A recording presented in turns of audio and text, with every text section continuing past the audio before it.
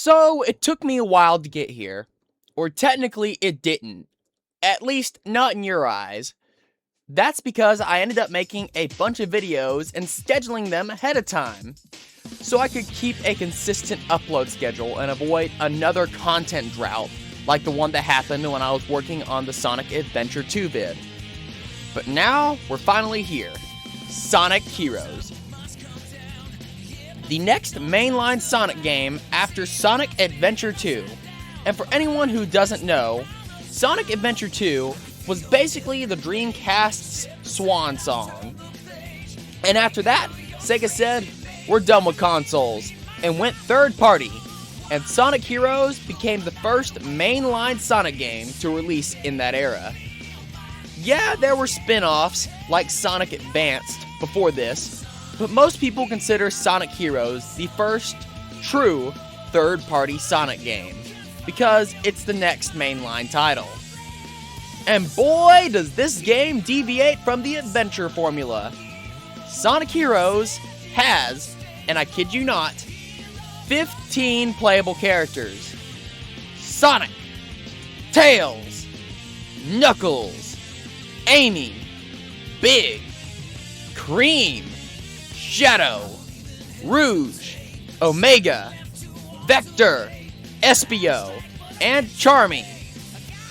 For those wondering, wait a second, 15 gameplay styles? There's 15 gameplay styles in this game? How did they do that? The answer is, they didn't. Sonic Heroes uses a team-based gameplay system where you control 3 characters at once and swap between them freely. You've got your speed type, your power type, and your flight type.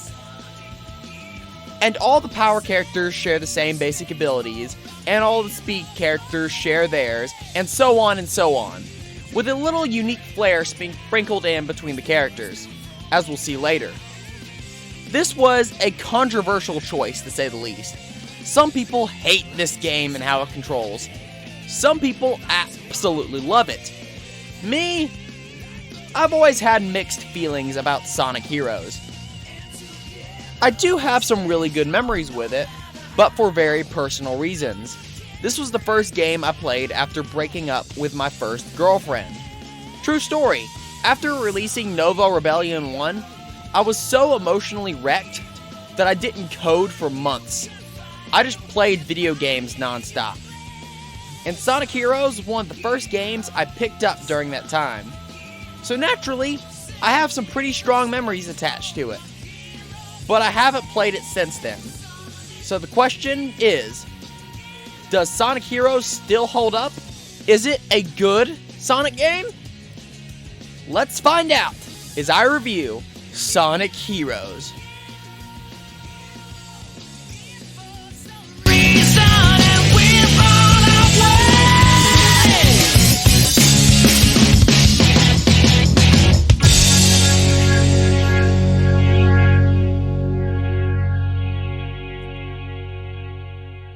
Alright, so first thing we need to get out of the way is how this game is structured, because I can't review Sonic Heroes the same way I reviewed most other Sonic games. The story is split into 4 campaigns, which sounds cool until you realize all 4 of them play through the exact same levels in the exact same order, and mostly the exact same way. So instead of reviewing each story separately, like their 4 unique experiences, here's what I'll do. I'll start with Team Heroes because that's the normal difficulty and the baseline the game expects you to understand. And while I'm talking about Team Heroes campaign, I'll talk about the levels themselves since every team shares them. Then afterward, I'll cover the story differences between Team Rose, Team Chaotix, and Team Dark. And speaking of difficulty, let me just explain that right now. Team Rose is baby mode, like it's my first Sonic game mode. Team Heroes is normal. Team Dark is hard mode, where the game looks you dead in the eyes and says, you wanted this. Team Chaotix is mission mode, and we'll get to them later. with that out of the way, let's hop into Team Heroes' story. And man, is it so much more simpler and lighthearted than the last two games. Sonic is literally running around. When Tails spots him from the tornado, Knuckles is with him, and I'm just going to assume Knuckles left a guard dog watching the Master Emerald or something, because if he didn't, Rouge is gonna steal that thing for sure. Then Eggman sends them a letter, and just listen to this.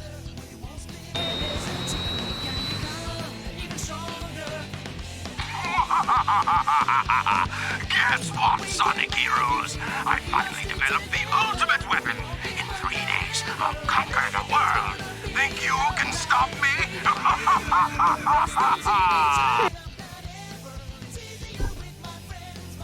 Yeah, does this sound like something a 300 IQ super genius would write?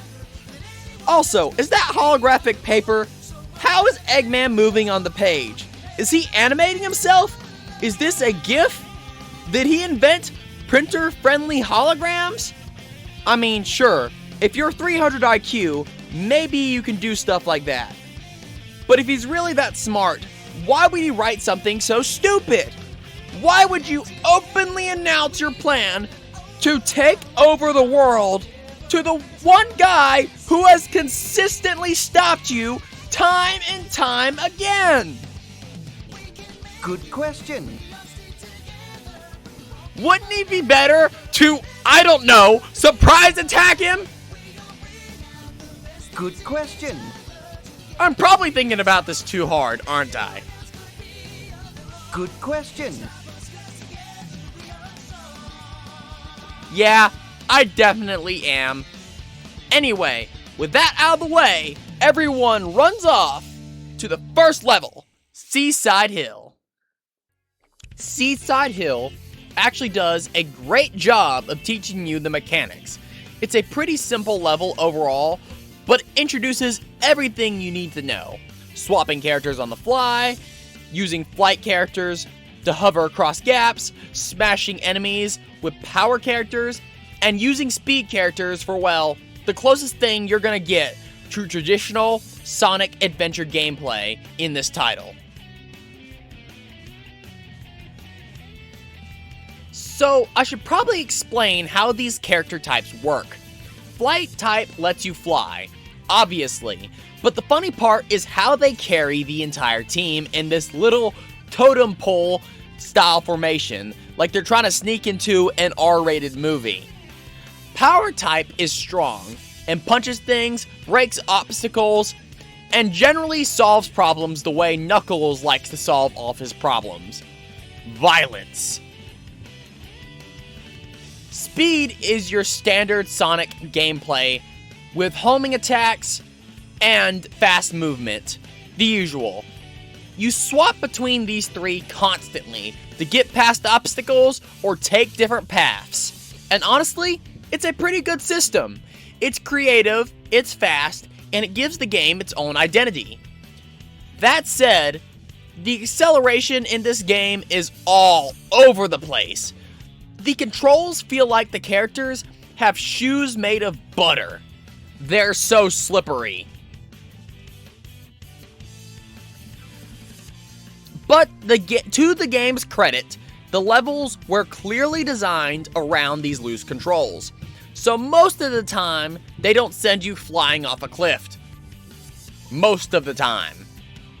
Believe me, this game has plenty of bullshit death moments waiting for you later. And it can get pretty glitchy at times. But Seaside Hill itself, solid introduction. It's your typical Sonic beach level. Bright colors, palm trees, loop-de-loops, and of course, orcas. Because apparently Sonic Team has a contractual obligation to include killer whales in every beach level. There's also a huge emphasis on combat in this game, unlike the adventure games, where combat was more of a formality. Here, you'll actually have to stop and fight enemies pretty often. Is the combat good? Surprisingly, with the power type characters, yeah, it can be pretty fun. It's very clear they built this game with combat in mind. If you had adventure-style controls, this would be miserable, but because you can swap to a power character, it works pretty well. There's also a level-up system. You see, throughout the level, you collect orbs that increase each character's level, giving them stronger attacks or new abilities. Do I wish these were permanent upgrades? Absolutely. They should have been something you unlocked gradually throughout the game, not something you lose the moment you finish a level. Yes, you start every level at level 1, and if you die, it's back to level 1 with you. It's a dumb system, but it doesn't ruin the experience. Oh, and at certain points, you ride a little cart for some reason. It's there, it exists, it's fine. And the music? Pretty solid. Seaside Hill's theme is catchy, upbeat, and exactly what you'd expect from a Sonic Beach level.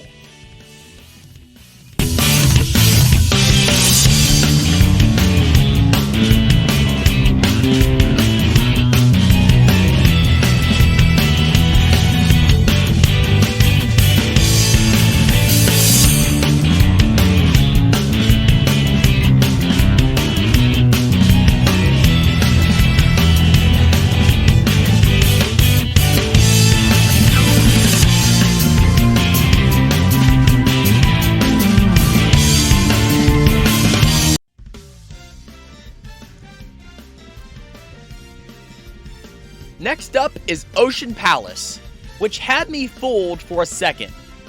From the very start of the level, I thought, oh yeah, I'm gonna love this.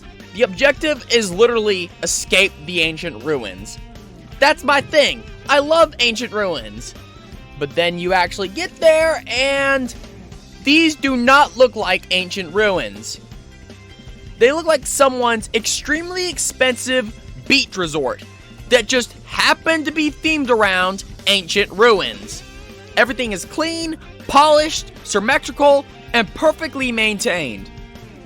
If the game didn't literally tell me ancient ruins, I would have assumed we were heading up to a fancy water museum gift shop. Maybe they really are ancient ruins, and they've just been kept in pristine condition for thousands of years. Maybe Eggman hired a cleaning crew. After all, he does plan on conquering this place, and he probably needs a good tourist destination to generate revenue for his army. But wait, couldn't he just charge everyone taxes? Isn't that a better plan? Yeah, I don't know. But despite the false advertising, the level itself is fine. Not amazing, not terrible, just a decent follow-up to Seaside Hill. Well, there is this one part near the end where you're running away from these giant stone wheels and sometimes it glitches out. But aside from that, Ocean Palace is pretty harmless. The music? Solid.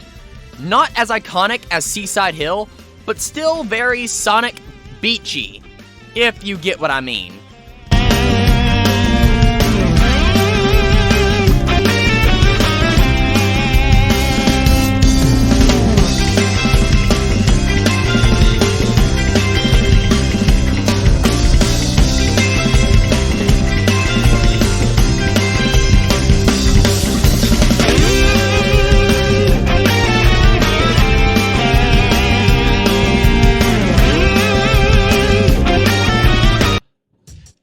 Ocean Palace, you get to fight your first boss fight, the Egg Hawk.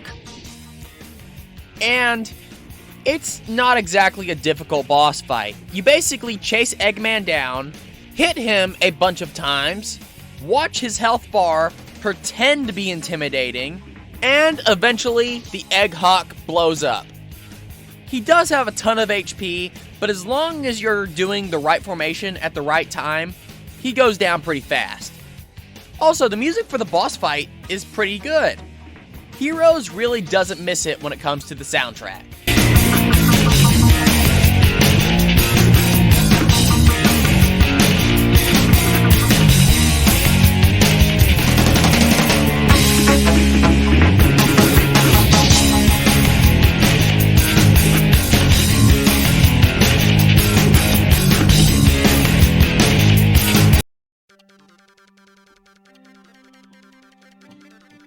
Next up is Grand Metropolis, and it's this huge, glowing, futuristic city. Honestly, it looks like something straight out of Sonic Riders, which I did a whole review on, by the way. Check it out if you haven't already done it. Shameless plug over here. But yeah, Grand Metropolis is a pretty cool level. Tons of enemies to smash, switches to hit, and these literal energy bridges you run across.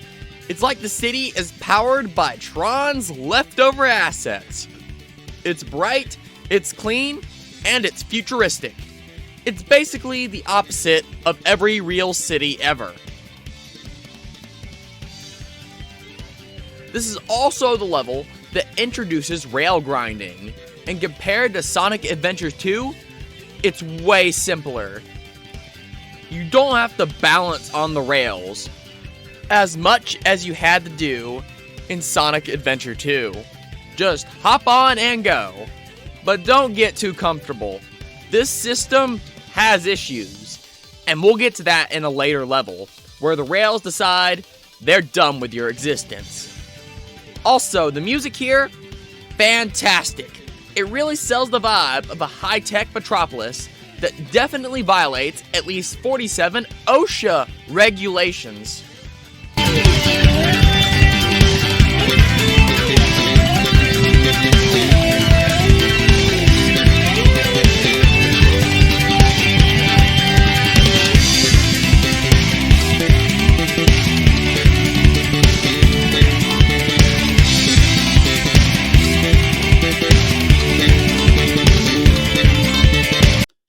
And next up is Power Plant.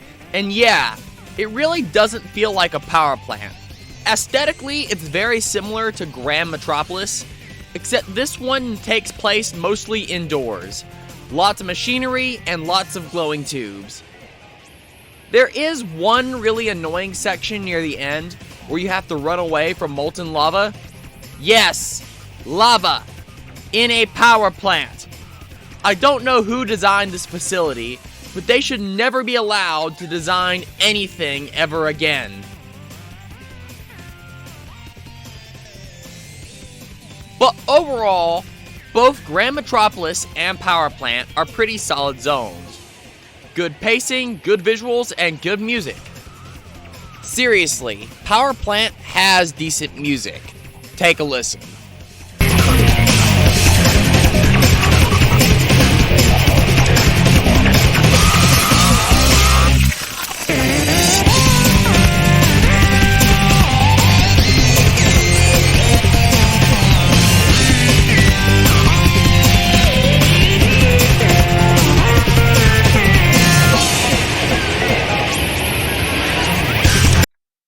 Anyway, after Power Plant, Team Sonic, or Team Heroes, as I accidentally keep calling them, runs into Team Rose, Amy, Big, and Cream. And Amy is not subtle about her intentions. Gotcha, my darling Sonic. Amy, what are you doing here? Sonic, this time there's no way out of marrying me. Sonic's reaction is exactly what you'd expect from a man who got hit with a surprise marriage proposal from someone who's been chasing him across multiple continents. He is not having it. So naturally, it's boss fight time. Yeah, Team Rose is not a hard boss at all. You can basically spam Sonic's tornado attack and they'll go down fast. But the funniest part is Sonic's reaction after the fight. Yes!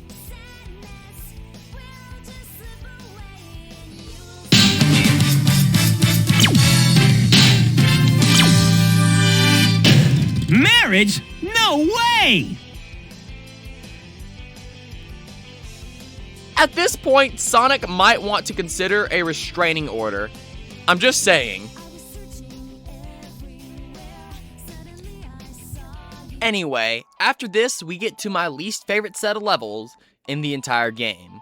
If I had to pick two levels I dislike the most, yeah, it's gonna be these two. Casino Park and Bingo Highway. Let's start with Casino Park. Casino Park is alright at first glance. You hear casino level and you think of Casino Night from Sonic 2, one of the coolest, most iconic zones ever made. Now imagine taking that idea, putting it in 3D, and making it suck.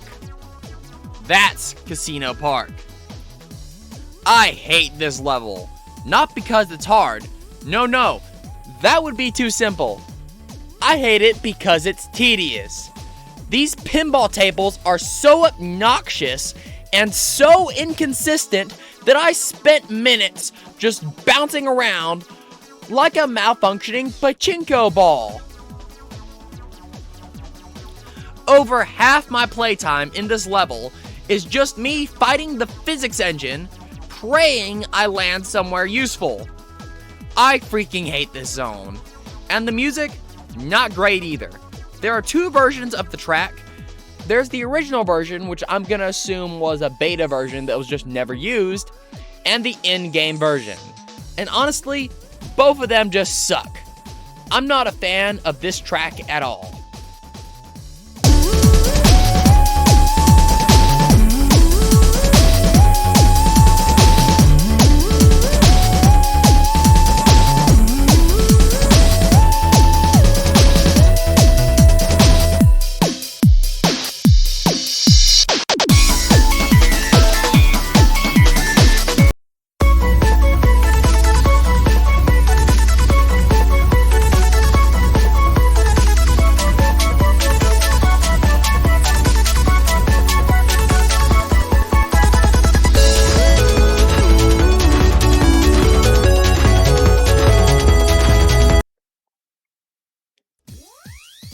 Then there's Bingo Highway, which is better, but not by much.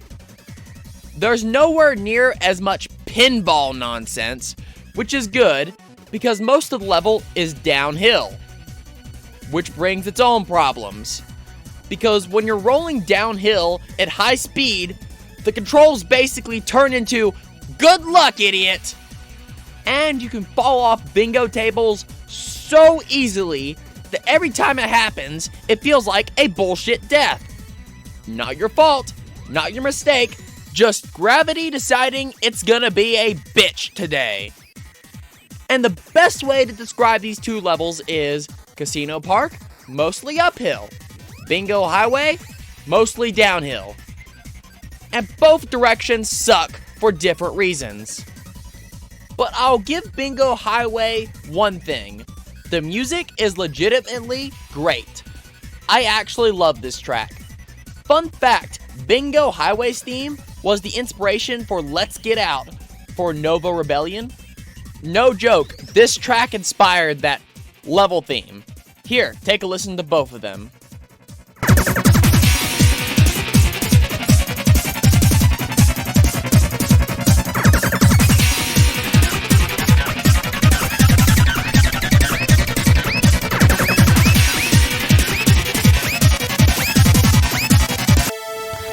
Ladies and gentlemen, welcome to the Neo Variant Spaceport. Attention all personnel. The Nova Rebellion is wanted, dead or alive. Intercept and neutralize them by any means necessary.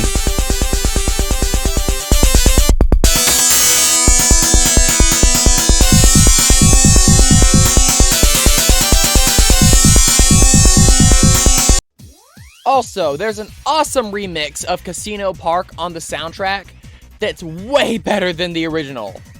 I'll actually let you take a listen to it.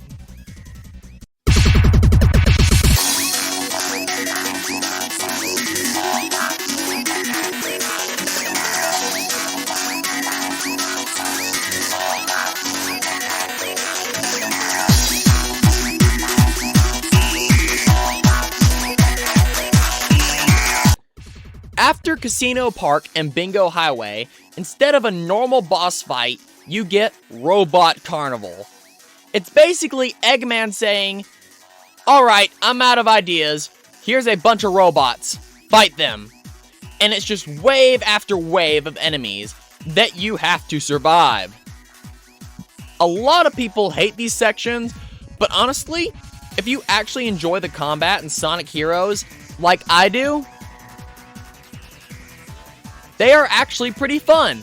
They can drag on the occasion, but 90% of the time, they're a good time. Smash robots, level up your power character, do a team blast, repeat. It's simple, but satisfying. Anyway, next up, we get Rail Canyon. And at this point in the story, apparently the 3 days are almost up. And Sonic and the gang have until sunset to stop Eggman.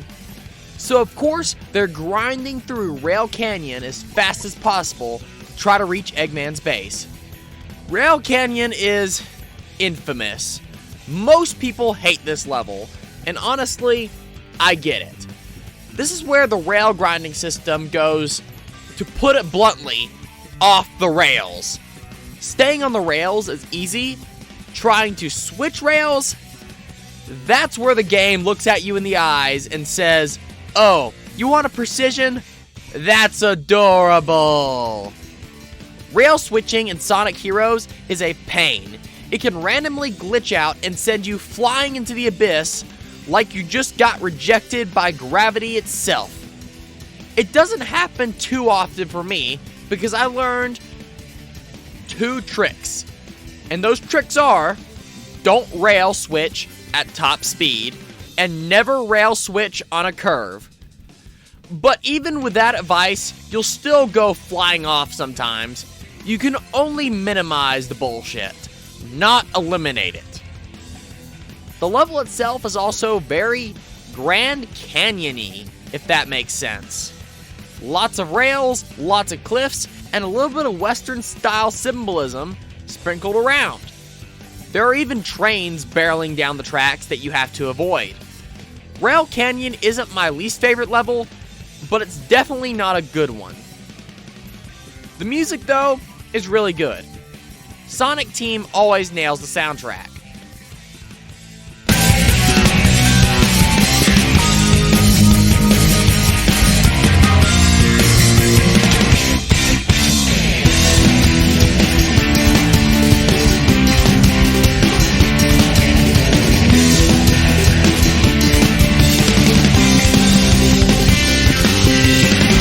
Next up is Bullet Station, and honestly, it's better than Rail Canyon, mostly because the music absolutely slaps.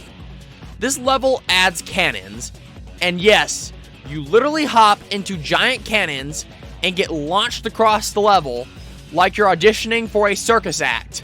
It's actually pretty cool. There's still a big emphasis on rails, but Bullet Station mixes things up with train riding sections and tunnels, which help keep things varied. But again, the real star here is the music. Bullet Station's theme is amazing, one of the best tracks in the entire game.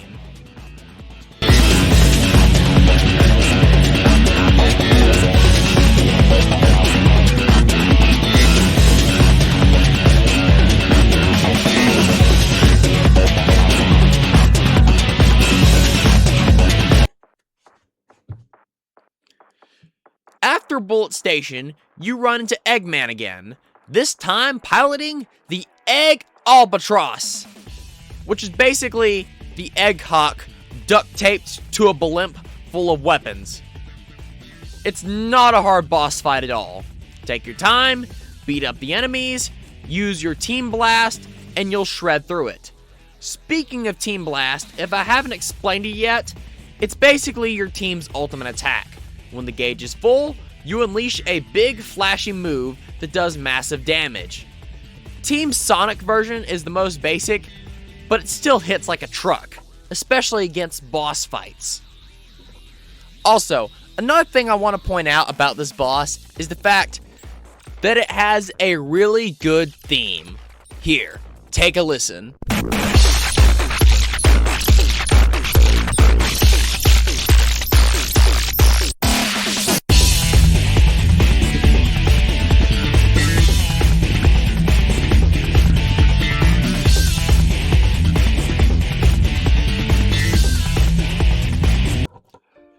Once you defeat the Egg Albatross, it's revealed that this Eggman was a fake, a robot decoy, and the real Eggman has already launched his attack.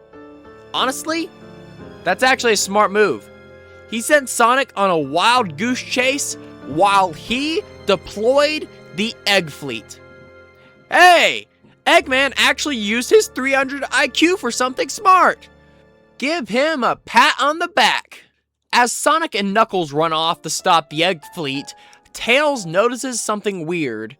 This Eggman robot doesn't look like Eggman's usual designs. But before he can investigate, Sonic and Knuckles ditch him, and Tails panics and runs after them. Then the robot melts into liquid metal, T-1000 style, and reveals itself as Metal Sonic. He mutters something about lifeform data copied, which sounds ominous and important. And yeah, it will be later. Next up is Frog Forest, and unlike the last couple of zones, this one is actually pretty fun. It's not the greatest Sonic level ever, not by a long shot, but you're not gonna die from too many bullshit deaths here. Sure, you can fling yourself off the side if you're careless, but when it happens, it feels like it's your fault, not the game glitching out and deciding gravity is gonna be a bitch today. The zone itself is unique. You're running across these giant trees, mushrooms, mushroom trees, tree shrooms. Genuinely, I don't know. Sometimes they look like trees, sometimes they look like mushrooms, and sometimes they look like something Dr. Seuss would draw after a NyQuil overdose. But whatever they are, they're huge, like way bigger than anything on Earth. Even the tallest real-world trees top out around 300 feet. And here, it looks like you're looking down at the ground like you're on the top of a mountain. So yeah, we're way up here. And then there are the frogs that control the weather, which raises a very important question. How do Sonic and his anthropomorphic friends exist in the same universe as giant, non-anthropomorphic frogs that can summon storms? Are these frogs sentient? Good question. Are they gods? Good question. Are they just big? Good question. Is this normal? Good question. Is this canon? Good question. Is this a cry for help from the level designers?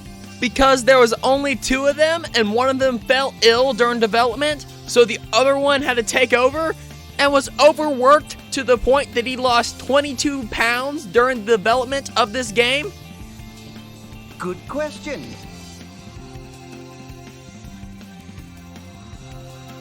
Believe me, this question only gets weirder as the series goes on. The music here is calming, not something I'll listen to on its own, but it's something that definitely fits the level.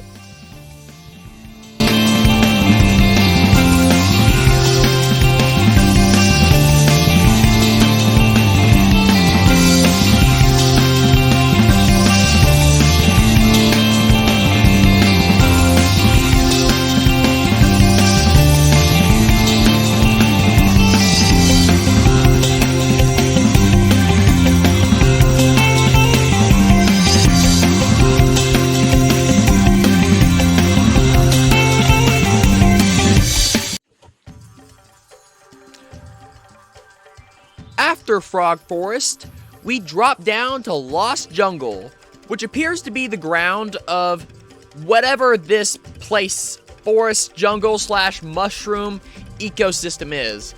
Yeah, the game can't decide whether it's a forest or a jungle, and yeah, I don't really care what it is in the long run. It's just another Sonic nature level.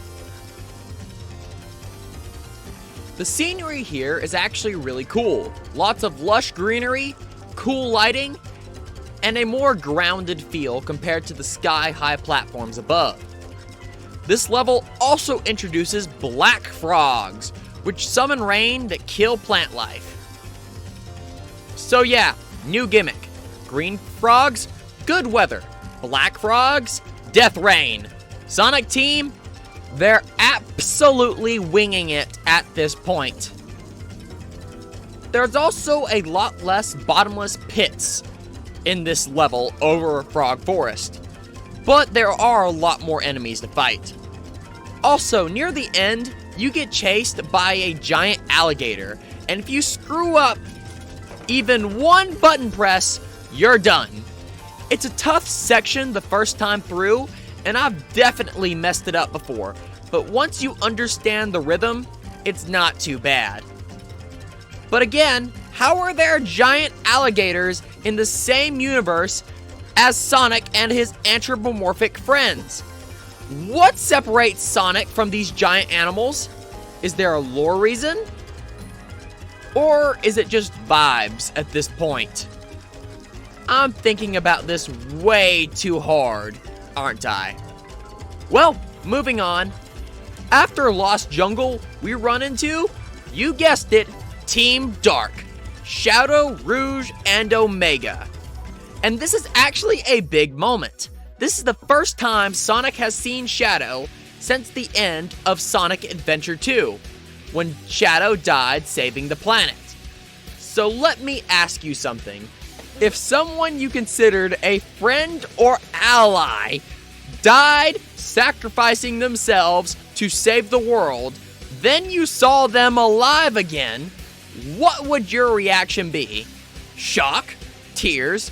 Confusion? Sonic's reaction? Hey, isn't that... Sonic! Talk about being stubborn and full of surprises. That's it. That's all he says. Man sees his dead friend alive again and reacts like he just found a coupon for chili dogs. And then, because this is Sonic Heroes, they immediately start fighting. No questions, no explanation for this, just, oh hey, you're alive? Time to throw hands. It's another character battle, and it's not hard. Spam buttons, use the tornado attack, and you'll win without breaking a sweat. So, after we beat Team Dark, and I'm assuming Sonic and his crew won, they suddenly end up in some kind of castle. How did they get here? No idea. The game doesn't explain it. And honestly, at this point, I've stopped expecting Sonic Heroes to explain anything. All we know is that Sonic saw Shadow and Eggman heading this way. So, castle time. And this is a good moment to bring up something that's been bothering me the entire game. Tails' voice. I get that Tails is supposed to be young, but in this game, he acts and sounds like an actual small child. Sonic, you sure this is the right way? I saw Shadow and Eggman head this way. This has gotta be the right way. But it's so spooky here. Maybe that's the ghost of Shadow we saw earlier. Woo! Stop it, Knuckles! And this is the same Tails who saved Station Square, flies an airplane, built an airplane that turns into a mech, and broke Sonic out of prison. And now he's scared of a spooky castle. Knuckles even jokes that the ghosts they saw earlier might have been Shadow, and Tails reacts like someone just told him the IRS is coming for him. I'm glad this voice actor only played Tails once. No hate to the actor, but this is easily my least favorite interpretation of the character. Anyway, Hang Castle itself isn't a bad level. The main gimmick is these glowing balls that flip the entire level upside down, or the gravity upside down, I should say. They even changed the music slightly, which is a nice touch. The whole place has a creepy, haunted vibe. Floating platforms, eerie lighting, weird architecture, and the scenery is genuinely cool. There's also a really fun section near the end where you're running down the outside of the castle, and it looks awesome. Yeah, so overall, Hang Castle isn't bad, but it's not great. It's just a solid, spooky level, and the music is pretty decent as well. Here, take a listen.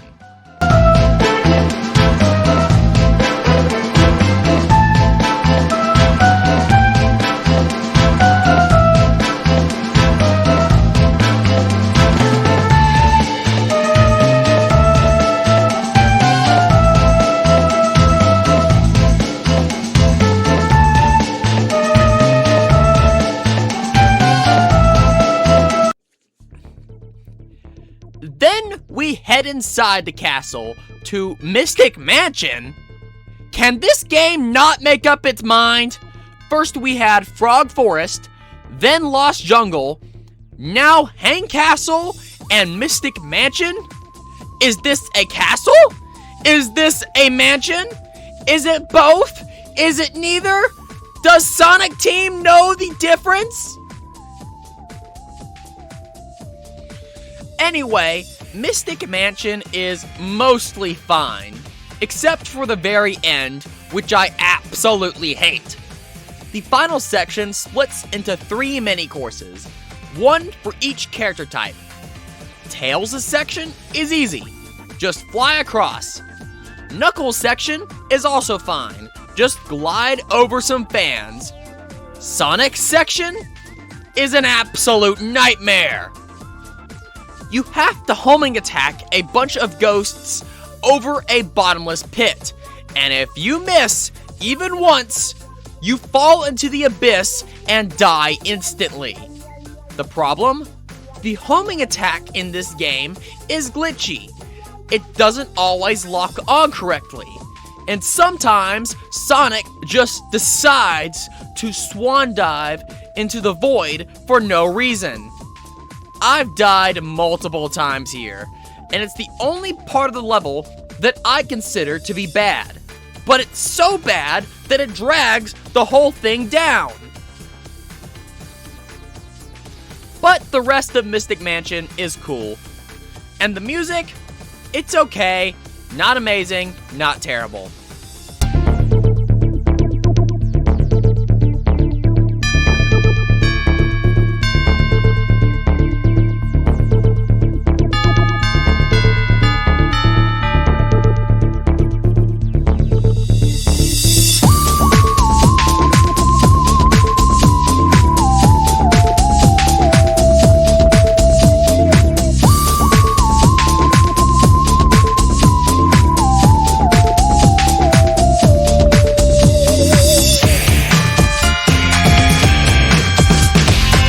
Instead of a traditional boss fight after Mystic Mansion, we get another robot storm, with Eggman throwing waves and waves of robots at you again.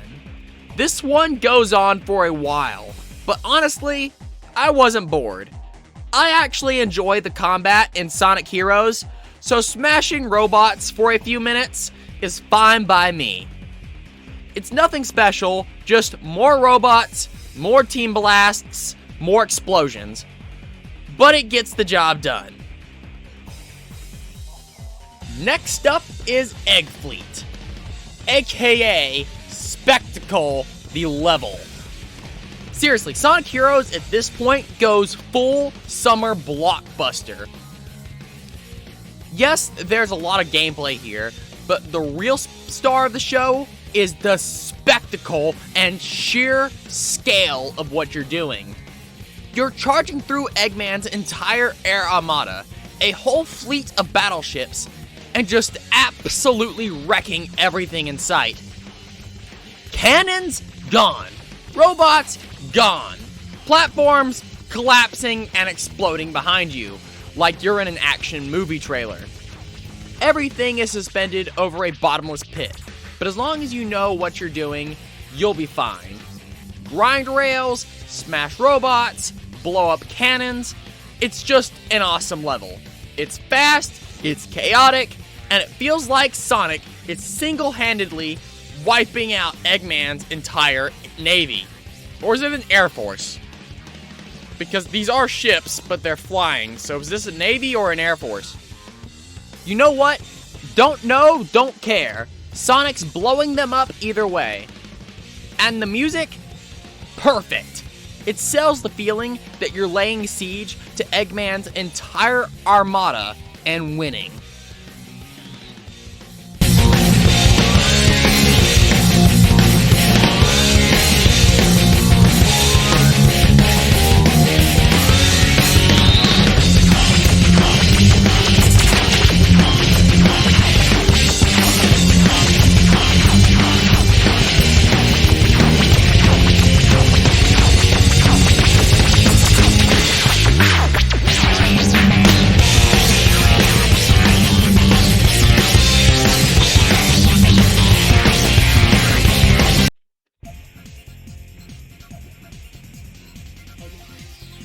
After you've destroyed most of Eggman's fleet, you reach Final Fortress, the last level in the game.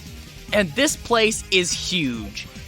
Eggman's massive Final Fortress battleship stretches out into the distance like a floating city almost. This level is hard, easily one of the toughest in the game, but it feels fair. And it throws everything the game has at you. The strongest enemies, the most traps, the most bottomless pits, constant character swapping, tight platforming, and rail grinding sections that demand precision. Everything you've learned throughout the entire game gets tested here. The weather even shifts to match the tone. Egg Fleet was bright and sunny. But Final Fortress is covered in thunderclouds, lightning, and an ominous atmosphere that screams final level. And the music ties it together perfectly, really selling the vibe that this is a climactic showdown.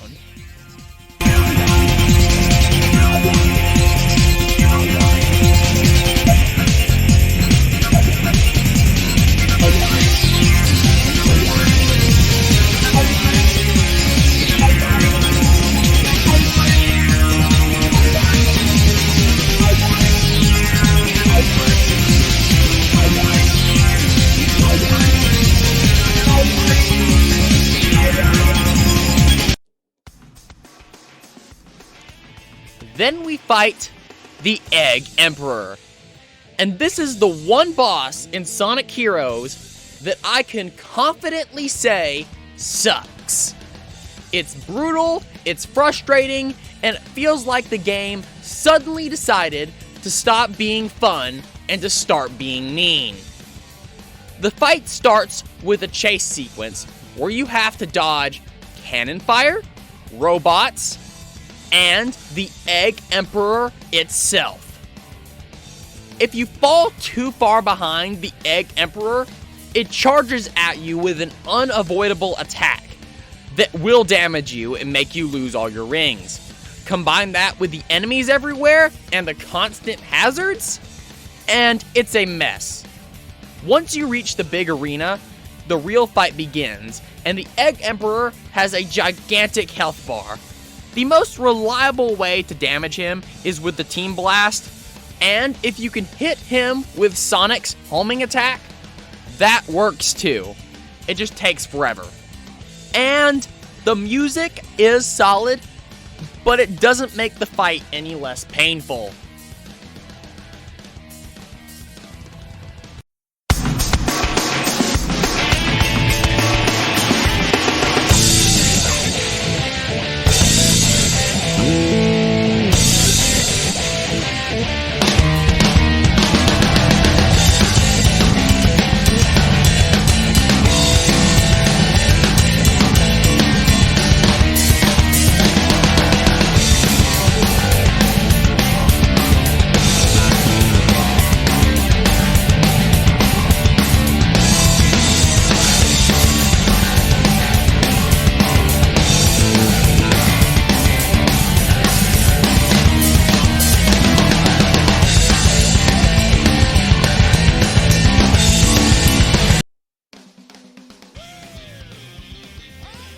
After you beat the Egg Emperor, Sonic and the crew watch Eggman's plans literally explode as the Egg Fleet collapses in the distance. They congratulate themselves and pat each other on the back. And then Amy shows up. And of course, Sonic sees her, panics, and immediately bolts. And then, roll credits. And honestly, Team Heroes' story and the levels are pretty solid. The tone is lighthearted, but Sonic, Tails, and Knuckles bounce off each other pretty well, and the whole experience was genuinely fun. Sure, there were a few levels here and there that I wasn't a fan of, but overall, I would say it was a fun experience. It really felt like I was playing a Saturday morning cartoon, which isn't a bad thing. And yes, I will address this right now. The characters talk throughout the levels, and a lot of people hate this, but I actually love it. It adds personality and charm, and listening to them banter while I blast through the levels is one of my favorite parts about Sonic Heroes. So yeah, the characters talking throughout the levels is not a bad thing to me. Also, before we move on, now would be a great time to take a little detour and talk about Team Heroes' theme, We Can. In my Sonic Adventure 2 video, I did a full breakdown of all the vocal tracks that appear in the game, not the character themes. I plan on giving those their own video.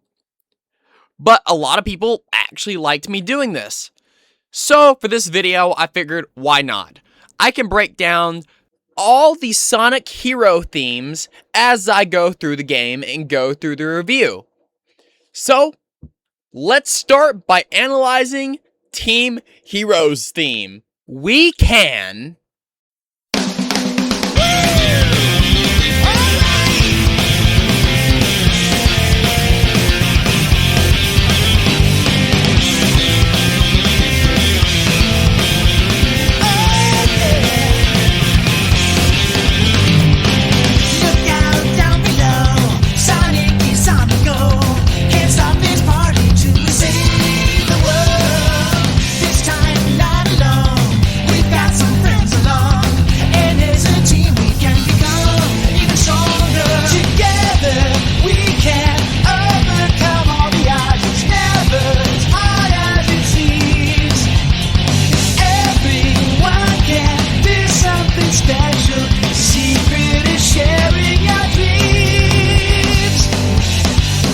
Alright, so look out down below, Sonic is on the go.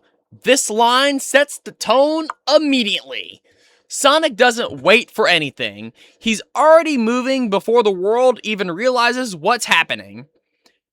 That's Sonic's whole identity. Momentum first, questions later. Can't stop this party till we save the world? This is classic Sonic optimism. Saving the world isn't a burden for him. It's a fun adventure. It's basically Sonic saying, yeah, the planet's in danger, but we're gonna have a good time fixing it. And then this time, not alone, we've got some friends along. This is where Sonic Heroes shifts the formula. Sonic isn't the lone hero anymore. Tails and Knuckles are at his side. And as a team, we can become even stronger. This is literally the gameplay philosophy. Teamwork. Power, speed, and flight. Each one covers the other's weaknesses. And then we get, together we can overcome all the odds. This should be obvious, but Sonic's basically saying, hey, together we got this, no matter what comes our way. Then, it's never as hard as it seems. This is just pure optimism. Basically saying, it may look difficult, but with teamwork, we got this. Then we get everyone can do something special. This is the trio system spelled out in plain English. Sonic brings speed, Tails brings flight, and Knuckles brings power. Each member of the team matters. Then the secret is sharing our dreams. This is the emotional core of Team Heroes, or Team Sonic if you want to call them that. They're not just teammates. They're aligned. They want the same thing: freedom, adventure, and protecting the world. That shared purpose is what makes them unstoppable. We can make it, we all stick together. We won't give up, not ever, and everything's gonna be alright. We all bring out the best things in each other. Together we are stronger than anyone else could be on their own. So much better than alone.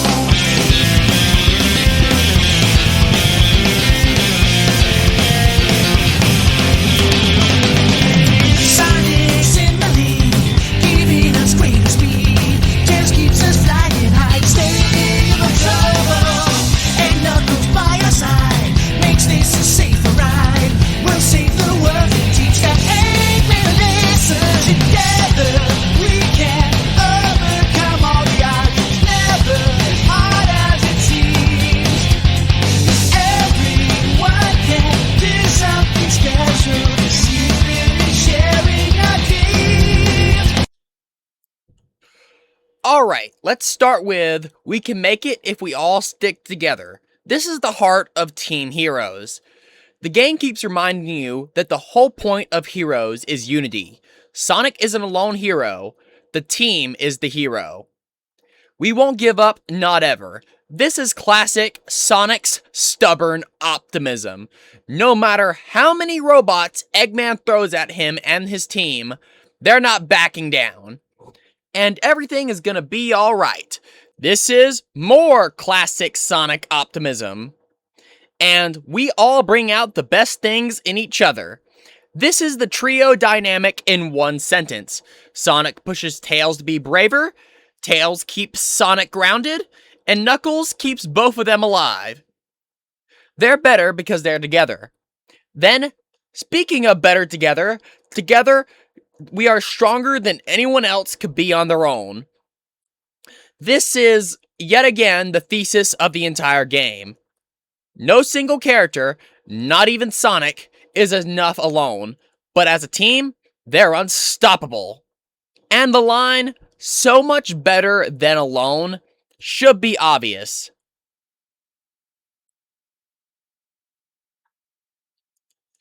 Now let's break down verse 2. Sonic's in the lead, giving us greater speed. This is just saying Sonic's fast. This is talking about the speed formation and how it's the fastest. And Tails keeps us flying high to stay above trouble. This is the flight formation and referencing Tails' flight ability.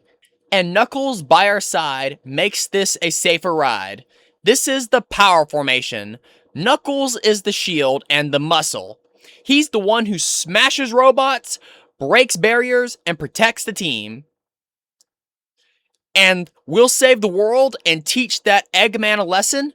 This is the mission statement of Team Heroes' whole campaign. No angst, no mystery, no emotional baggage, just 3 heroes chasing Eggman down and having a blast doing it.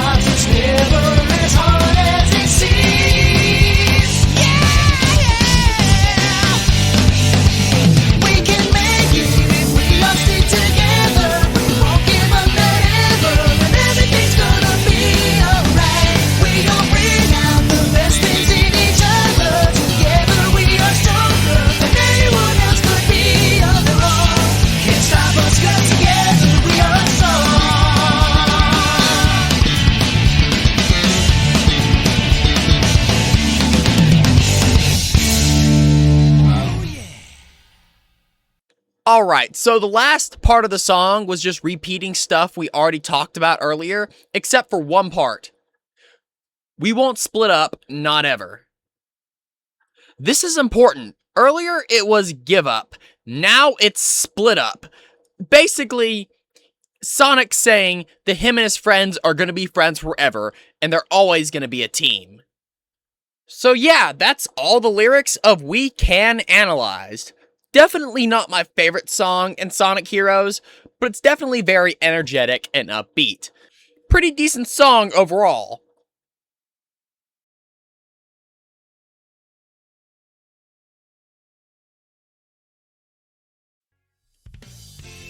So after you beat Team Heroes' story, you're probably thinking, that was fun. But I didn't beat the game yet? And you're right, because Sonic Heroes hits you with this lovely message. Try another team. Yeah, that's the thing about Sonic Heroes.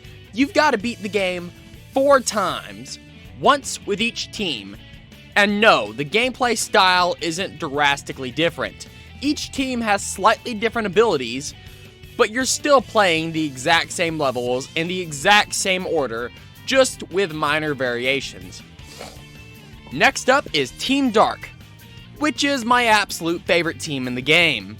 Team Dark consists of Omega, Rouge, and Shadow. Yes, Shadow is back from the dead, but I'll explain how that happened in a bit. But first, let's talk about what makes Team Dark different from everyone else. The biggest difference? Way more enemies. Team Dark's levels are packed with robots, and the stages themselves are usually longer than Team Sonic's. Other than that, the level layouts are mostly the same, but the characters do have some unique abilities. Rouge is very similar to Tails, and Shadow plays almost exactly like Sonic. But Omega is very different from Knuckles. Knuckles' attacks were mostly punching, and he had this one ground fireball erupting attack. Omega, on the other hand, as he levels up, turns into a walking armory. He gets flamethrowers, miniguns, and rockets. Omega is easily my favorite power-type character to use in the entire game. He's just so much fun to play with. Team Dark also has a unique Team Blast. Instead of a big explosion like Team Sonic, they use Chaos Control, which not only destroys all the robots nearby, but if it doesn't instantly kill them, it also freezes them in place with Chaos Control, and it literally freezes not just for the enemies, but for the entire level for a few seconds. So fans won't spin, doors won't open, and platforms won't move. Everything just stops. It's still cool though. Oh, and one more thing. If you go into first person mode using the second analog stick and look at Rouge, she'll actually turn her head and wink at you. The developers definitely knew what the primary male gamer audience was doing. Anyway, with all that out of the way, let's jump into Team Dark's story. Team Dark's story opens with Rouge doing what Rouge does best, breaking into Eggman's base to steal something. She's a master thief after all, so of course she's raiding Eggman's vaults looking for his treasure. While snooping around, she finds a room with Shadow inside, literally in a pod, like he's been on ice this whole time since Sonic Adventure 2. She frees him, but before they can even process what's going on, Omega wakes up and immediately starts blasting the entire room like he's speedrunning property damage. Shadow and Omega instantly get into a fight, because of course they do, until Rouge steps in and breaks up the fight. Then some time passes, and clearly the three have had a chance to chat, because Rouge learns that Shadow has no memories, and Omega wants to destroy every Eggman robot in existence and kill Eggman. Why? Because Eggman locked him in this room on guard duty. Yes, Omega is furious about being put on guard duty. I don't fully understand why that alone makes him swear vengeance, but hey, he's a walking armory with anger issues. I'm not asking questions. Rouge, being the only sane one here, points out that all three of them technically want the same thing, to go after Eggman. Well, Rouge mostly wants to raid Eggman's bases and steal more jewels, but she's smart enough to realize that having the ultimate life form and a robotic weapons platform on her side will make treasure hunting a whole lot easier. So Team Dark forms right then and there. Then they head through Seaside Hill and Ocean Palace, just like Team Sonic did.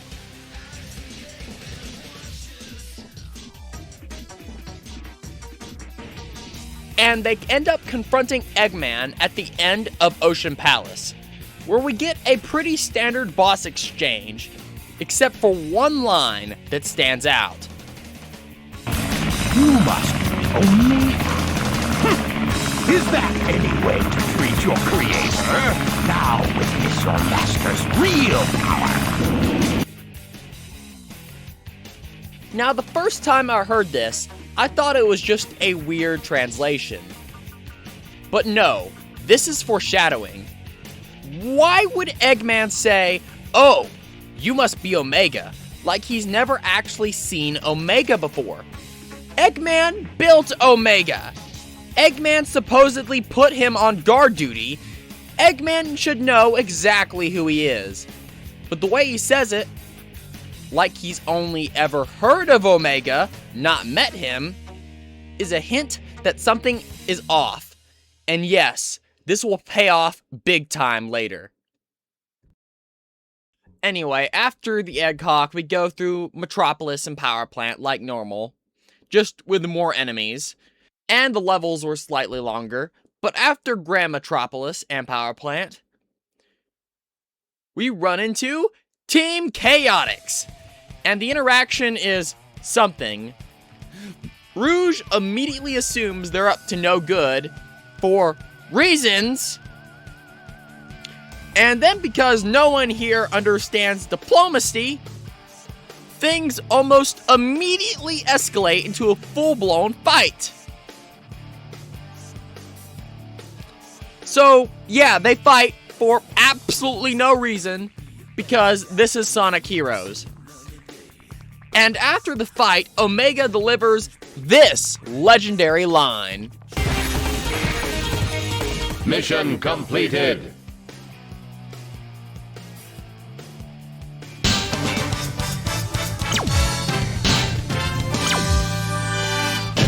Suspicious group destroyed.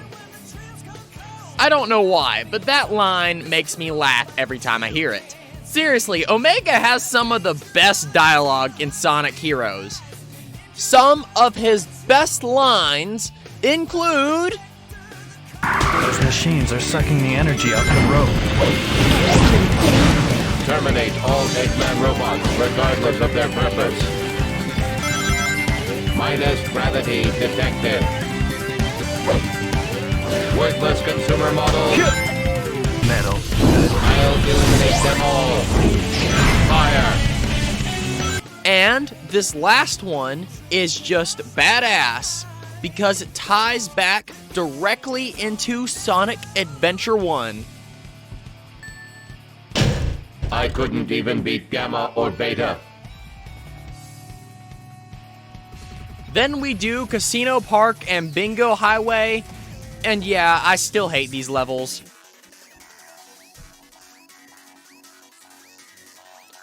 Team Dark doesn't get anything drastically different here, just more enemies to fight and the levels are slightly longer. But the interesting part comes right before the Robot Carnival.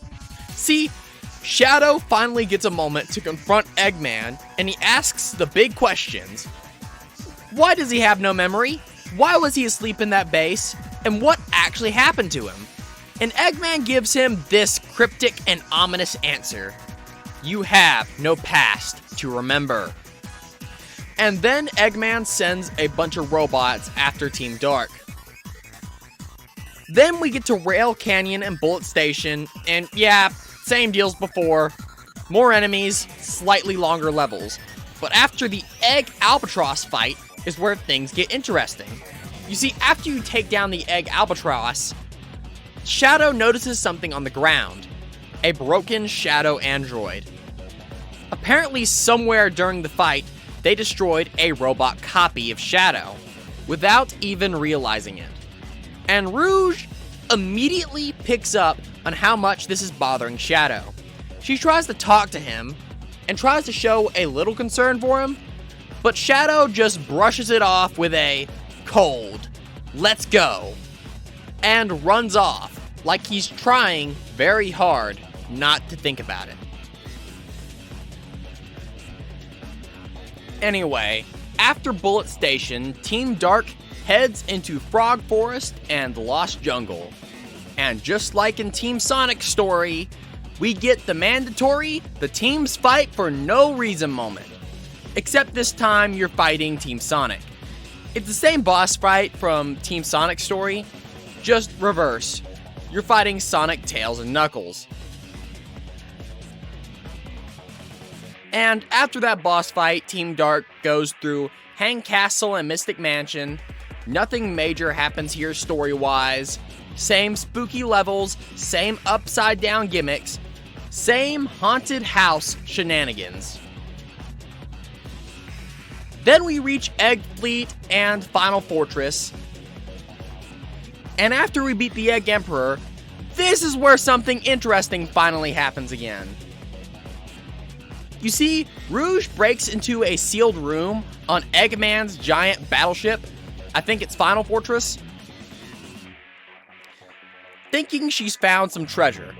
But instead of jewels, she finds something way more disturbing. Rows of pods filled with shadow androids. Literal clones, robot copies, dozens of them. Rouge is shocked. And honestly, who wouldn't be? She immediately realizes that this could mean that the shadow they've been traveling with might not be the real one. Omega then walks in, probably because he sensed something in here he could blow up. And the two of them talk for a moment. Rouge wonders if the shadow that they're traveling with is just another robot. And then Omega, in a surprisingly calm and intelligent moment, says, "Never mind. Good luck." You know about cloning. The original must exist somewhere. It's easily one of the most important lines in Team Dark's story. Omega basically confirms that if these are the copies, then the real Shadow has to be out there somewhere. Rouge then leaves the room and goes to talk to Shadow. It's clear they're on good terms again. The tension from earlier is gone, and then Rouge casually says she's going to steal the Master Emerald since Knuckles isn't guarding it. And it's nice to know that this game actually acknowledges that the Master Emerald exists. Because trust me, it's gonna be a long time before this series remembers it again. So, what did I think of Team Dark's story? Honestly, it's the most interesting and most mature storyline in Sonic Heroes. The other teams are either ridiculously simple, comedic, or just plain silly. Team Dark's is the only one that feels like it's actually trying to tell a serious story. Or at least as serious as Sonic Heroes can get. If I had to level one complaint against the story, it's that Team Dark's levels can drag on, and Team Sonic's levels, by the way, were already pretty long. and Team Dark's versions are even longer. But aside from that, it's a great campaign. Team Dark is fun to play, and the character dynamics are awesome. Another thing I want to bring up is that Sonic Heroes never actually confirms whether this Shadow is the real one or not. I've heard that Shadow the Hedgehog, the next game, finally confirms it in the true ending, but here's the thing.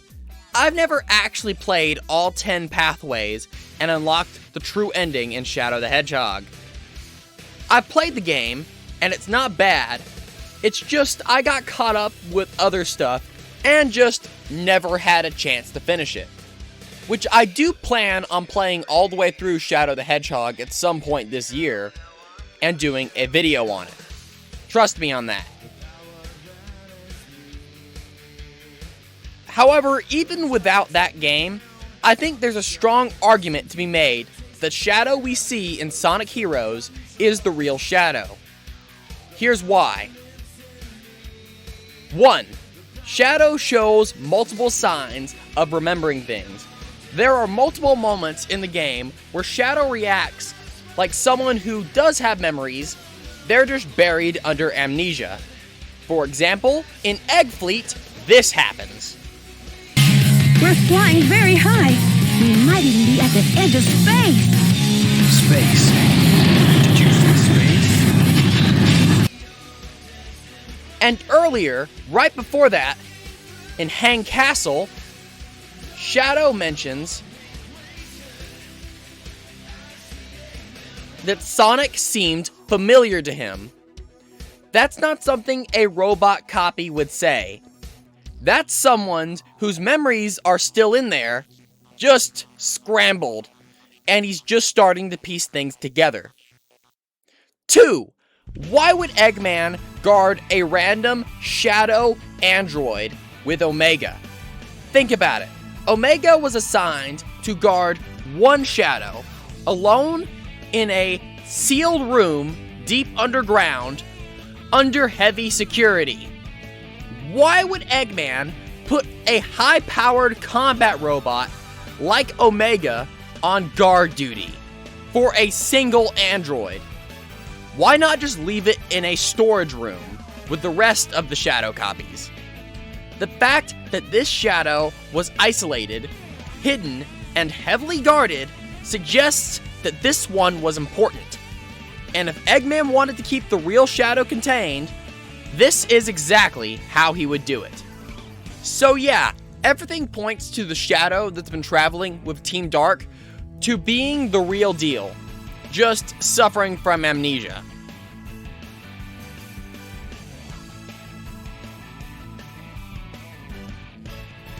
Now that we've wrapped up Team Dark's story, you know what's coming next.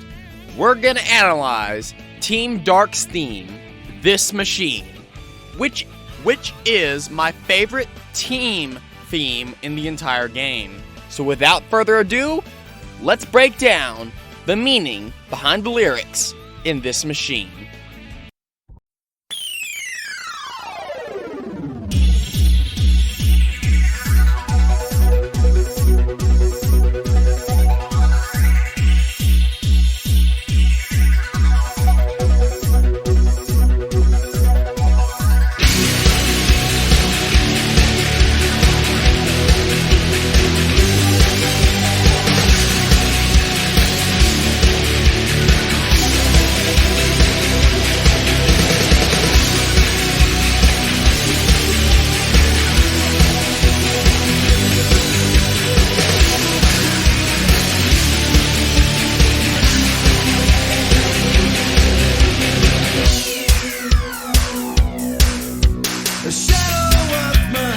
Just who am I? Scan horizons, a tragic mystery. You could have left me here, still inside the blood. No one would ever know the chaos control. My true identity, the power that it. Alright, So let's talk about this opening and what it actually means. A shadow of myself, just who am I? This is Shadow's identity crisis in one line. He doesn't know if he's real or not. Next is Scan Horizons, a tragic mystery. Shadow is searching for answers, but everything about his past feels distant and broken. He's looking out at the world like someone who doesn't belong in it. The tragic mystery is himself. You could have left me here, sealed inside the pod. No one would ever know. This line is brutal. Shadow is basically saying, I shouldn't even be here. I could have stayed dead, and the world wouldn't have even noticed. It shows just how disconnected he feels in this game. Then Chaos Control, my true identity. This is the one thing he does know. He doesn't know his past. He doesn't know his purpose. He doesn't know if he's real. But he knows he can use Chaos Control. And that power is the only anchor he has left. And then the power that is me. This is Shadow clinging on to the one thing he's certain about. His strength. If he can't trust his memories, he'll trust his powers and abilities.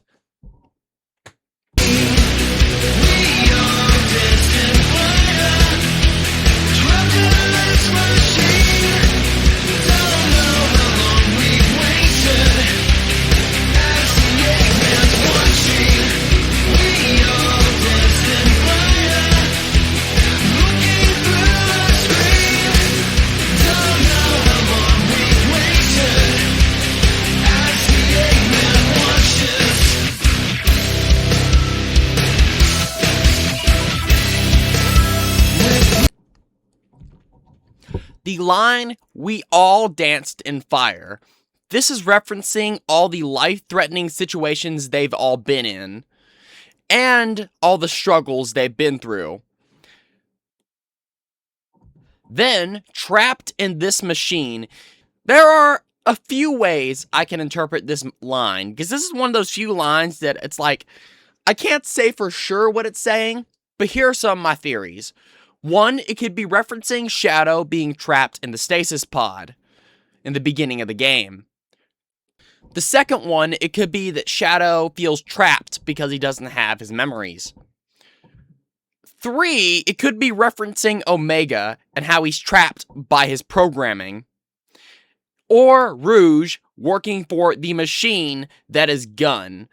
But a lot of these lines are speculation, and I'm not entirely sure what it means. I'm just giving it my best guess.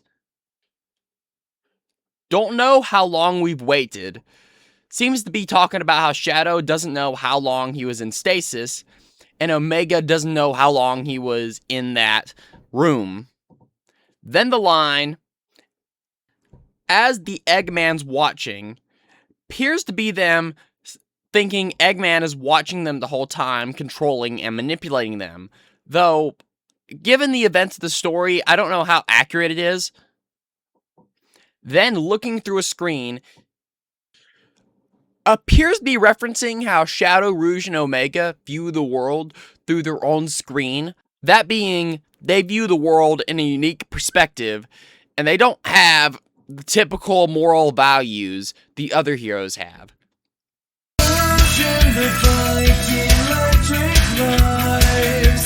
Change surroundings, a chilling history. The treasure disappears as she goes, miss her as you look away, and no one knows. This power is a key, this power changes. With Rouge in flight, electric vibes. This line shows how Rouge changes the entire energy of Team Dark. She's confident, unpredictable, and sharp. The kind of person who walks into a room and instantly changes the atmosphere. And no, I don't think he's just talking about her looks.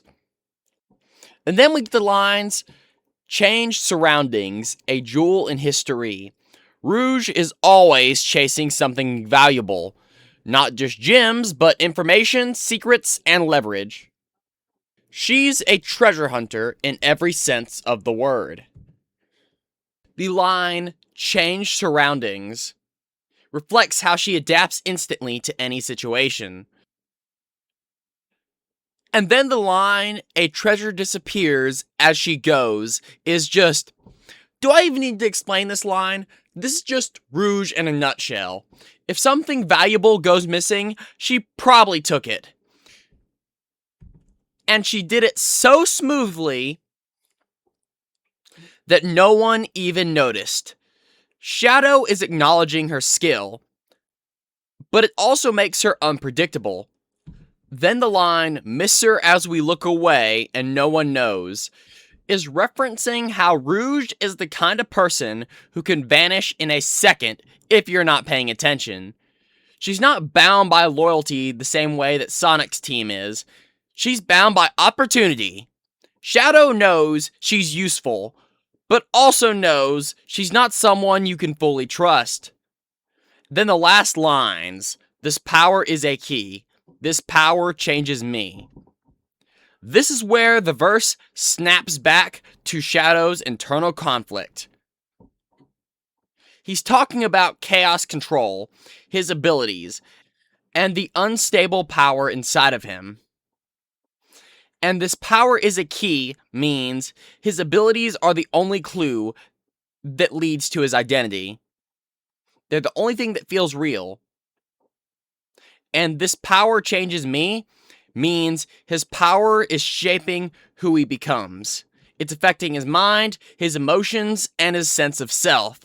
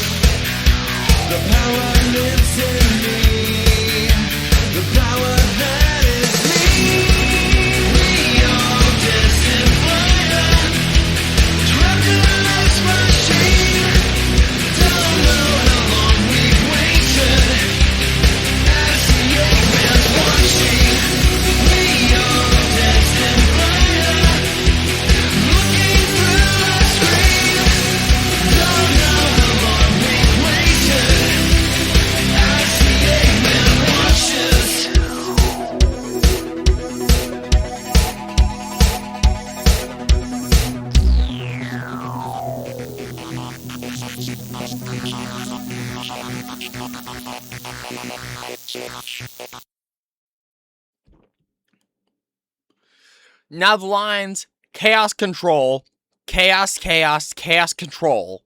This is Shadow's identity looping in on itself. He doesn't know who he is, but he knows what he can do. Chaos control is the only constant in his life, the only thing he can rely on. The repetition feels like it's a glitch, like a machine stuck in a loop, and that is intentional, I believe. It reflects Shadow's fractured memories, and the fact that he's not mentally stable in Sonic Heroes. Yes, Shadow is not okay. Damn it, now I want to play Burnout 3 and listen to some My Chemical Romance.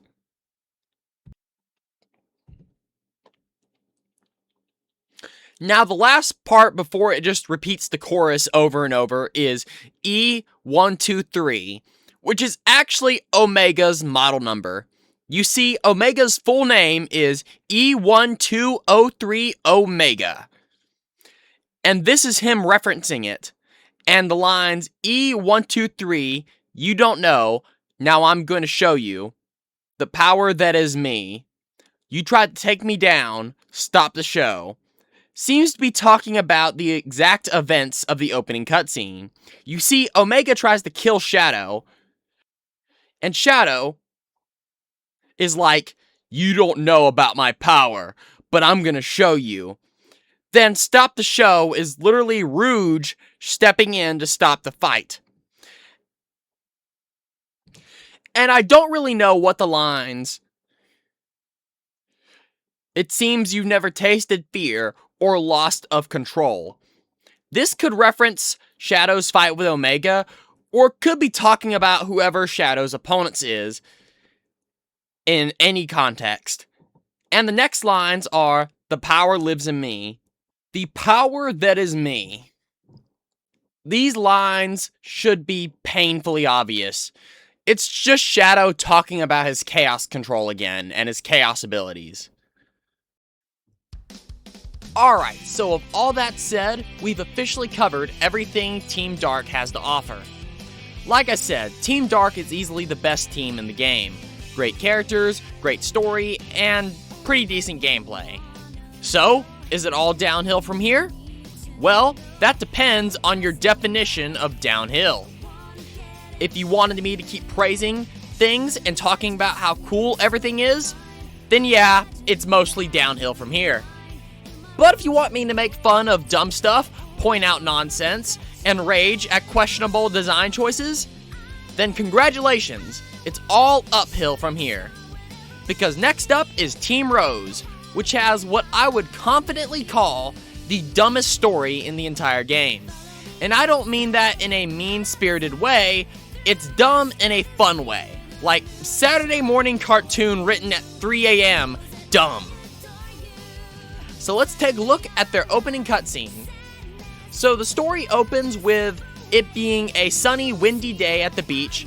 Amy is lounging on a deck chair and reading a newspaper with a picture of Sonic, Froggy, and Chocola on it. The wind picks up and blows the newspaper away. Amy panics, like this is the last surviving copy of the Declaration of Independence, and Cream tries to grab it, fails, and her chow, Cheese, has to swoop in and save the day. Cream then reminds Amy that this is their only clue, which is hilarious because it's a newspaper. You can literally just walk to the nearest newspaper stand and buy another one, or check a trash can. I guarantee you someone threw a copy away. Anyway, the reason Amy, Big, and Cream are here is because Chocola, a chow friend of Cream's, and Froggy are missing. And according to this newspaper, Sonic did it apparently. Amy rallies the team and tells them they'll find their missing friends, and they run off to their adventure. That's basically it. And I just have to say this right now. Big, how do you keep losing that damn frog? This is like the third time it's happened. And you may be asking, wait a second, wasn't the last time Big lost Froggy in Sonic Adventure 1? And that's only one time, correct? No, actually, because what the hell was Big doing in Sonic Adventure 2 if he didn't lose Froggy? Because he shows up constantly in that game. Do you expect me to believe that he willingly left the Mystic Ruins and just wandered around the planet for no apparent reason? No, I put my money on the fact that he lost that damn frog again and had to scour the entire Earth and space looking for him. Alright, so before we dive deeper into Team Rose's story, let me get this out of the way. I'm not going to spend too much time talking about their levels. Why? Because the only real difference is that Team Rose's stages are much shorter than every other team's. Well, there is one exception to that rule, because they do get their own original level, but we'll get to that in a minute. Team Rose is basically the pathetic baby's first video game mode of Sonic Heroes. But Team Rose's abilities is where things get interesting, Team Rose is in some ways weaker than the other teams, and in other ways, way stronger. Let me explain. Amy is the speed character, but she's missing two major abilities. She doesn't have the light speed dash, and she can't do triangle jump on walls for some reason. So right off the bat, she's a downgraded version of Sonic and Shadow. And Big, who's the power type, fights using his fishing rod, and his combo is basically swing the rod, throw Amy and Cream at enemies, and then swing the rod again with something attached to the end of it. Whatever the thing is, it changes depending on what level Big is. He swings it around in a circle, and it hits everything nearby. It's weird, but it works. And Cream pretty much just has the same abilities as Tails and Rouge, so nothing to say here. But here's where Team Rose goes from weaker team to broken beyond belief. Their Team Blast doesn't just wipe out every enemy on screen, it also gives you temporary invincibility, makes the entire team faster temporarily, gives you a shield, and levels up all three characters at once. Yes, it's as overpowered as it sounds. Team Rose basically gets an ultimate win button. Also, now would be a great time to talk about their one unique level, as they are the only team to get a special unique level exclusive to them. Seagate. And it's basically a fancy tutorial level. It's not very exciting, but it does have a cool remix of Seaside Hill, so that's something. But overall, the level is nothing more than a tutorial. So, yeah. Not great, but not horrible either. I mean, I'll give it points for explaining the game's mechanics to you very well, but that and the cool remix are all I can give it. And while we're at it, here, take a listen to Seagate's music.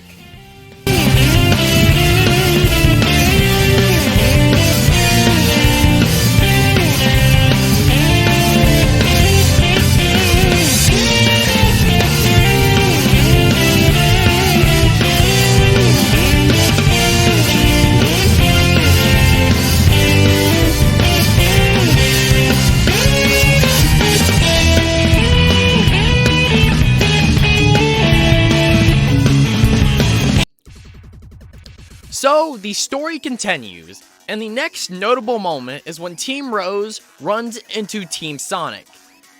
And they run into them fast, like right after Power Plant. And we've seen Team Sonic's story, so we know how this goes. But here's the question I have to ask. You would think this would be the perfect moment for Amy, Cream, and Big to ask the obvious questions. Hey Sonic, have you seen Chocola? Hey Sonic, have you seen Froggy? Hey Sonic, why are you in the newspaper with our missing pets? All these seem like perfectly logical questions. But no, instead Amy decides the correct response is... Gotcha, my darling Sonic. Amy, what are you doing here? Sonic, this time there's no way out of marrying me. And that's why they fight. Not because of Froggy, not because of Chocola, not because of Eggman, but because Amy wants to tie down the little blue blur like she's speedrunning a Vegas wedding. Amy, your team has bigger priorities right now. A kidnapped frog and a lost Chow. Maybe focus on that before trying to lock down a hedgehog who can outrun commitment. Anyway, we all know Sonic escapes, because of course he does. And Amy immediately decides that the best way to find Sonic is to find Eggman. And honestly, that's not terrible logic. If Sonic's not relaxing on the beach, he's usually chasing Eggman. So, fair enough. But before we move on, I need to bring up something that happens later in the story. In Rail Canyon, I noticed Big had an interesting grind rail animation. he grinds by, he grinds on his crotch at high speed on metal rails. And let me put it this way. For any living creature, this would be extremely uncomfortable. Either Big has the pain tolerance of a Greek god, or the animators just didn't think this through at all, or...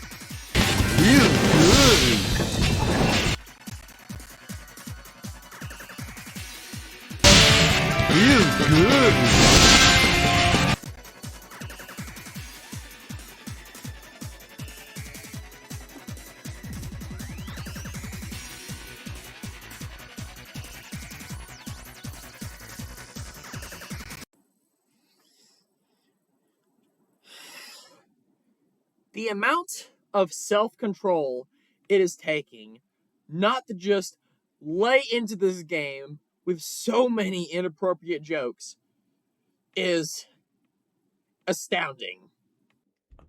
Alright, so there are only a handful of interesting things left in Team Rose's story to talk about. The next big moment is when they run into Team Chaotix. And just like every other team encounter in this game, they end up fighting for absolutely random reasons. Amy assumes Vector wants to ask her out on a date. Vector thinks Team Rose is playing a joke on him. Espio wants Cheese the Chow for some reason. Big thinks that Team Chaotix is picking on his friends. And Charmy? Well, Charmy has no idea what the heck's going on. He just wants to have fun. Yeah, time to rock and roll! It's chaos. Nobody knows why they're fighting. I don't think the writers know why they're fighting. Charmy definitely doesn't know why they're fighting. After that, everything plays out pretty normally until Final Fortress, where Team Rose beats the Egg Emperor, and then something really weird happens. A metallic puddle oozes out of the Egg Emperor, and Cheese and Chocolate pop out of it. Yeah, I don't know what the heck's going on either, but I'm pretty sure that puddle is Metal Sonic, because it says...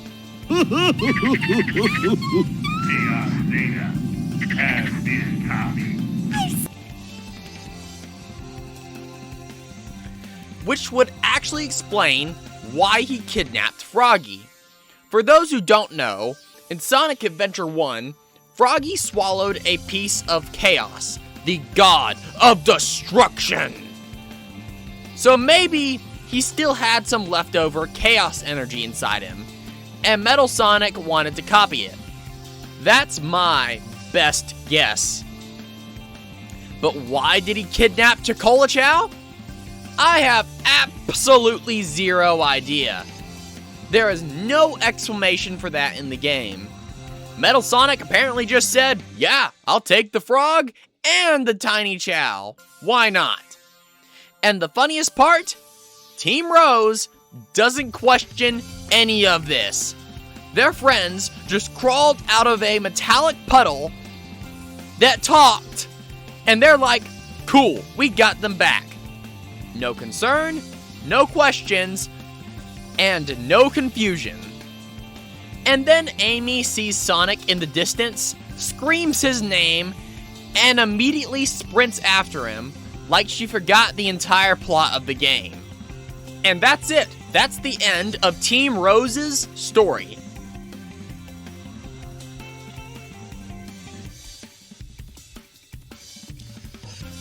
Alright, now that that's over with, it's time for me to analyze Team Rose's theme song. And oh dear lord, if you want to know what is easily the most craziest, out of place song in the entire game, it's Follow Me. This song has nothing to do with Team Rose's story.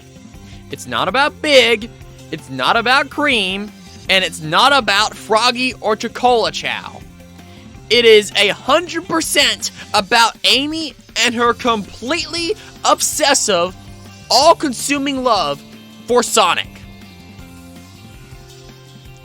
Like, if Sonic ever heard this song once, I would fully understand why he runs away at Mach 3 every time she shows up. This isn't a team theme. This is an Amy romantic fanfic set to music. Alright, so what are we waiting for? Let's break down the lyrics of Follow Me, the theme of Team Rose, and talk about what they say about Amy's worldview.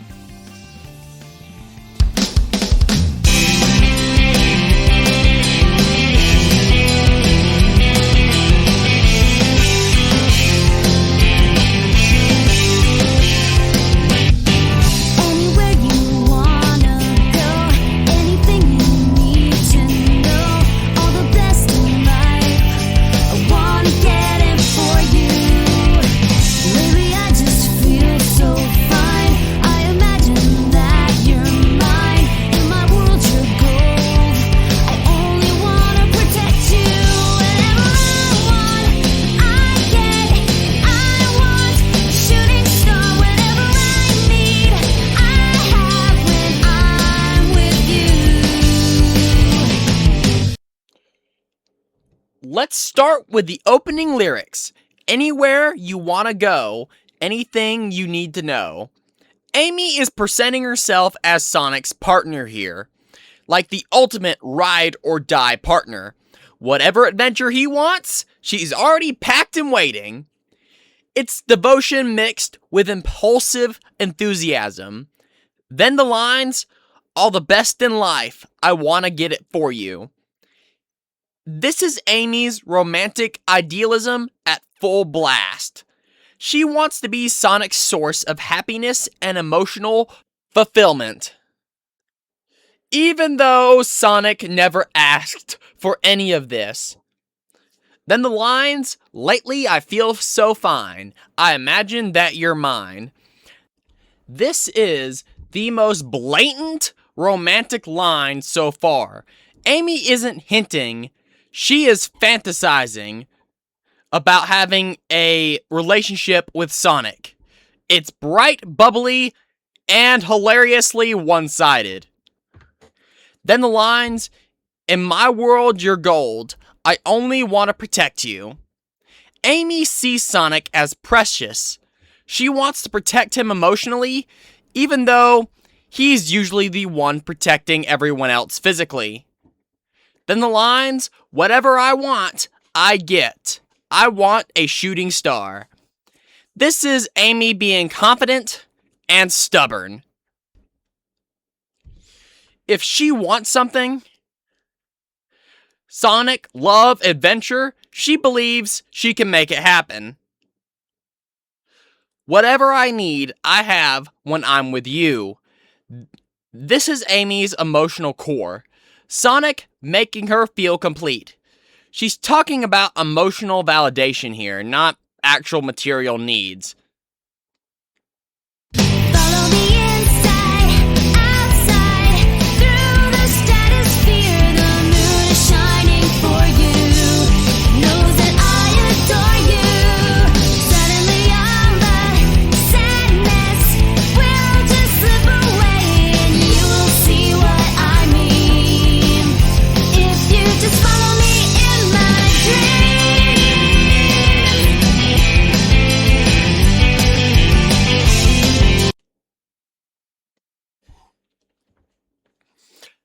The lines, follow me inside, outside, through the stratosphere, means Amy's imagination has no limits. She's not asking Sonic on a date here, she's asking him to follow her everywhere.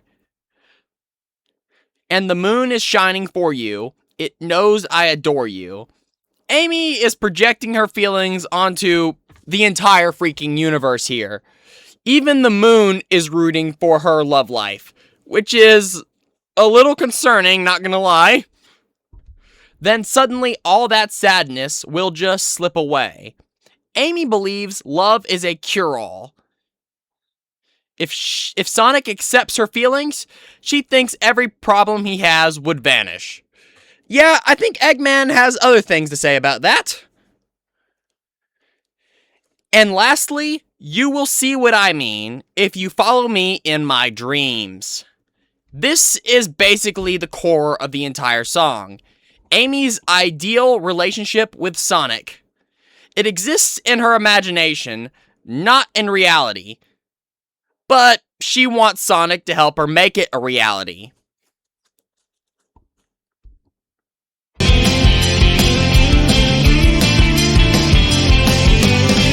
I was searching everywhere.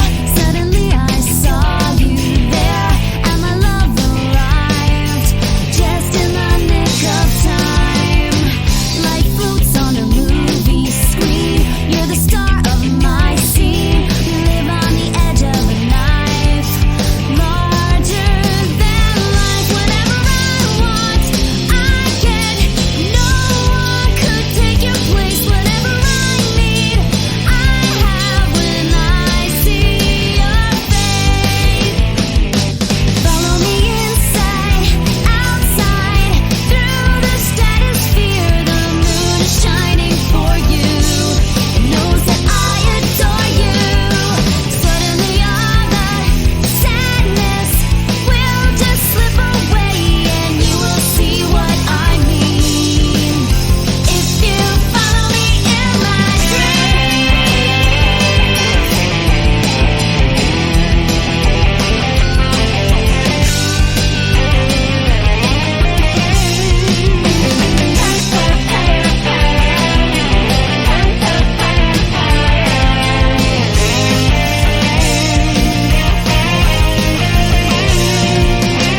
Follow me inside, outside, through the stratosphere. The moon is shining for you.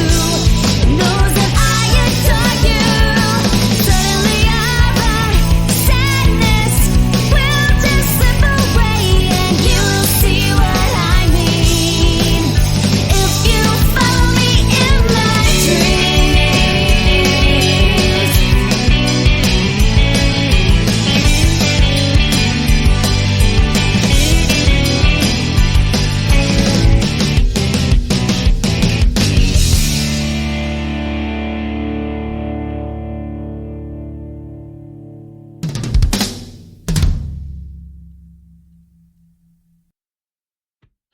The lines, I was searching everywhere, suddenly I saw you there. This is Amy's emotional arc in one breath.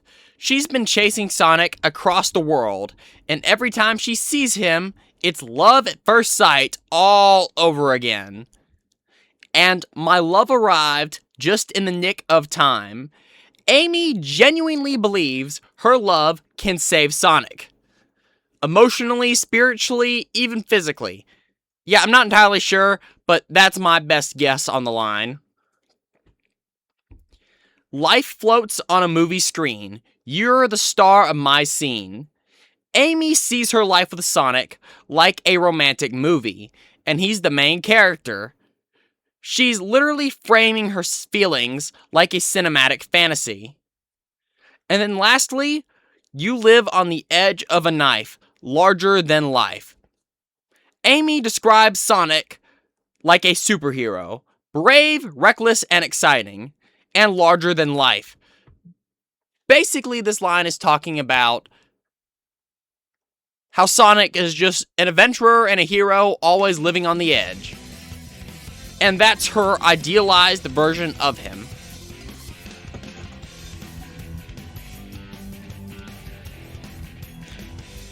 So yeah, that was an interesting song. And after going through all those lyrics, I just have one question. What the heck did any of that have to do with the events of Sonic Heroes? Like seriously, Team Rose's entire story is about finding Froggy and Chocola. Big is looking for his frog, Cream is looking for her Chow, and Amy is supposed to be helping them. But follow me, this song is just Amy's full-powered, unfiltered or obsessive love ballad to Sonic. It has nothing to do with the plot of the game, and nothing to do with the rest of the team. It's just Amy being Amy.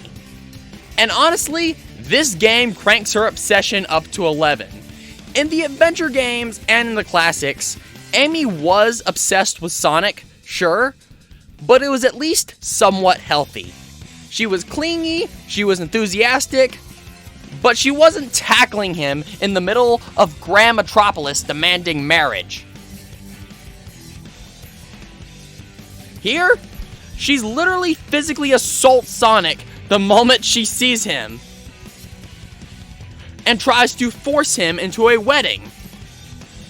This is the only Sonic game I played where her obsession is portrayed as genuinely unhealthy.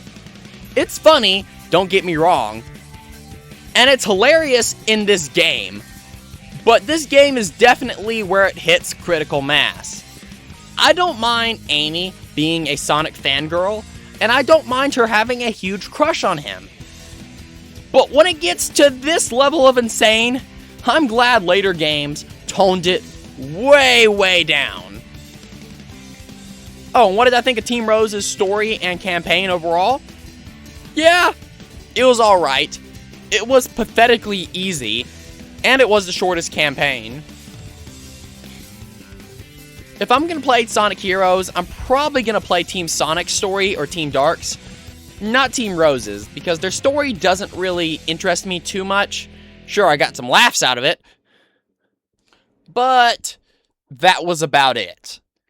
If you're very new to Sonic Heroes and having a hard time getting the grips with like the controls or having a hard time with Team Sonic's story, it may not be a bad idea to play Team Rose's for a bit or just play the entire campaign to get the grips with the game.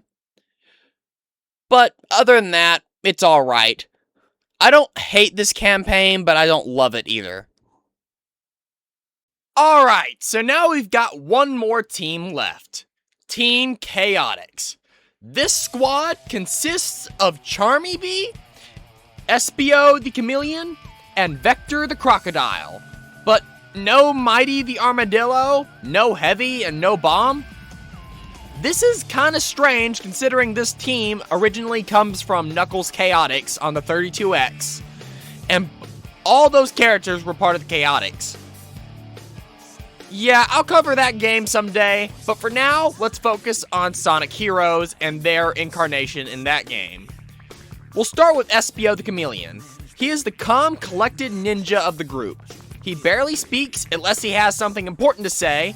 He's disciplined, focused, and probably the only one on the team who has ever read a book without pictures in it. He's the guy who meditates while everyone else is arguing. Then we get Charmy Bee. And Charmy is, well, he's a lot. He's a hyperactive, loud, easily distracted bee and has the energy of a kid who just drank 6 cups of coffee. He doesn't know how to shut up, he doesn't know what an inside voice is, and he definitely doesn't know what's going on half the time. But he's enthusiastic, and Vector basically treats him like a son. Then we get Vector the Crocodile. Vector is the boss, literally. He's the head of the Chaotix Detective Agency, the lead investigator, and the one who tries, and often fails, to keep the team on task.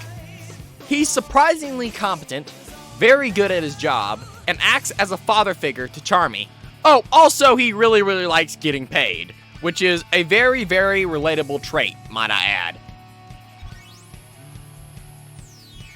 Together they are the Chaotix Detective Agency. They're weird, they're chaotic, and they're very broke. But they get the job done, especially when their paycheck is big enough. And that's what makes them such a fun team. They're not heroes because of destiny or prophecy or world-saving duty. They're heroes because they need to pay the fucking rent. And as far as how they play, Charmy and Vector are the usual speed and power type roles, but Espio is where things get interesting. You see, Espio is a ninja chameleon. and actually has some unique abilities that make him stand out. He has the triangle jump, just like Sonic and Shadow. He does not have the light speed dash, which sucks, but what he can do instead is honestly way cooler. Espio can throw shurikens as projectiles, and he can turn invisible and sneak up on enemies. And let me tell you, going invisible and absolutely wrecking robots without them knowing you're there is hilarious, and it's overpowered as hell. And it's fun every single time I use it. Other than that, Team Chaotix plays like your typical speed, power, and flight type trio. Now let's get to their story. You see, unlike the other teams, Team Chaotix isn't chasing Eggman, or Sonic, or kidnapped friends. Their goal is simple. They got hired, they're getting paid, and they're doing the job. Honestly, it's the most relatable motivation in the entire game. They're contacted by a mysterious client who is promising a very handsome reward if they can complete a series of tasks. And because the Chaotix never turn down well-paid work, they jump right in. And here's where Team Chaotix really differs from everyone else. They don't just run from point A to point B. Every level has a specific objective they have to complete because their mysterious employer apparently has the world's strangest to-do list. Their first mission is in Seaside Hill, and it's to collect hermit crabs. Why? No idea. Maybe their client is starting an aquarium. I don't know, but Team Chaotix doesn't care why they have to do it, just as long as they get paid. And the next mission in Ocean Palace has them rescuing a Chow. Yes, it's another random task, and finding the Chow is basically the same as reaching the goal ring anyway. It's at the very end of the level, just like a goal ring would be. And the missions aren't too bad. As long as you look around and use basic observation skills, you'll get through these missions just fine. And speaking of bills and jobs, I have to pay my bills too. So, I'm gonna have you guys watch a trailer for my upcoming game, Myths and Monsters. Roll trailer!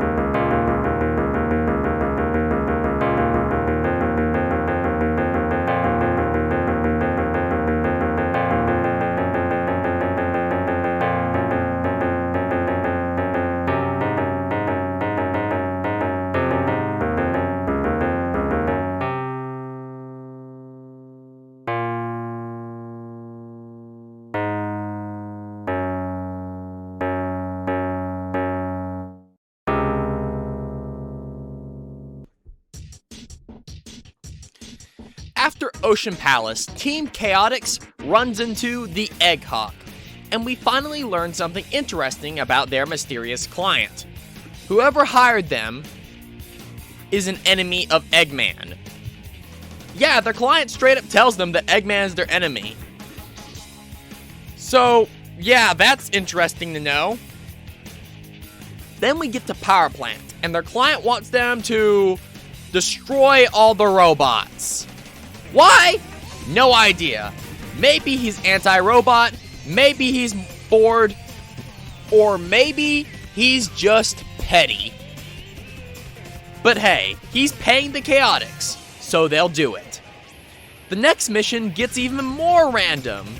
Destroy 3 golden robots. Not all the robots, just 3 shiny golden ones. Why? Again, no clue. Then we get the Team Chaotix versus Team Dark fight. And we know how this goes. Team Chaotix runs into Team Dark. Rouge immediately assumes they're up to no good. SBO gets defensive. Charmy is confused. And everyone decides to fight because this is Sonic Heroes and that's how conflict works. But when Vector dropped this line, "Who's this broad?" Who is this broad? I had to pause the game because I genuinely did not know what this word meant. I've actually played this game quite a few times, but I never actually knew what the word broad meant. So I Googled it, and yeah, it's not exactly a polite word. It's an old-timey slang for women, usually with degrading or objectifying connotations, but it was used in the 1930s pretty often, so I'm pretty sure that's why Vector says it. It fits his whole noir detective persona. But here's the thing. The game is rated E for everyone. And this is the game where Rouge's design was deliberately toned down because parents complained she was too sexualized in previous titles. They shrunk her chest, softened her animations, and made her outfit less revealing. And honestly, this is my favorite Rouge design, so no complaints there. She actually looks like a cat burglar with this outfit, or a spy. Great outfit. But then they have Vector in the same game call her a broad? Great job, Sonic Team. Great job. You toned down Rouge's design for the kids, but then throw in a 1930s sexist slang. Perfect consistency. Well, actually it is perfectly consistent with the you-know.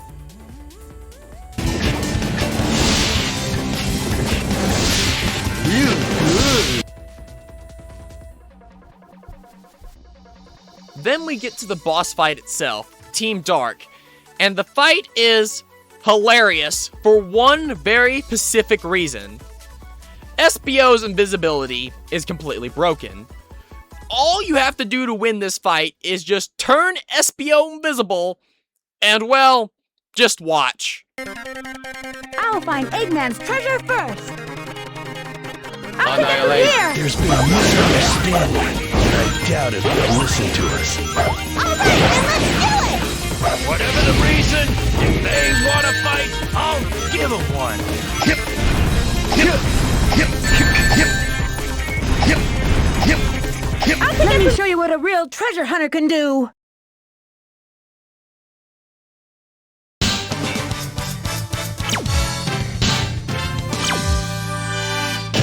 You won't get off so easily next time.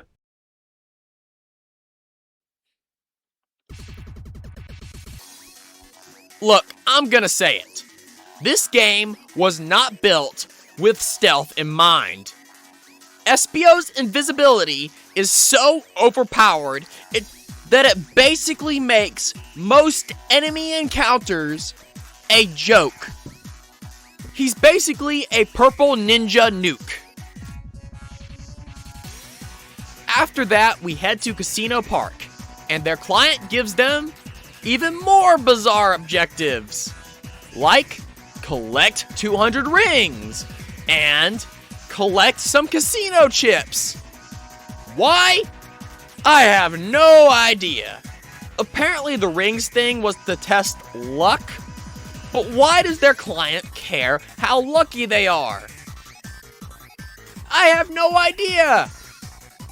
Oh, and then after the casino levels, Eggman shows up again and sends a bunch of robots after them. And here's the thing about Team Chaotix. These robot storms are some of the easiest parts of their entire campaign. Why? Because of their Team Blast. As it turns out, Team Chaotix is not only a detective agency, but they're also a band. And let me just say this, that they are not paying rent with their music anytime soon. Ready to go!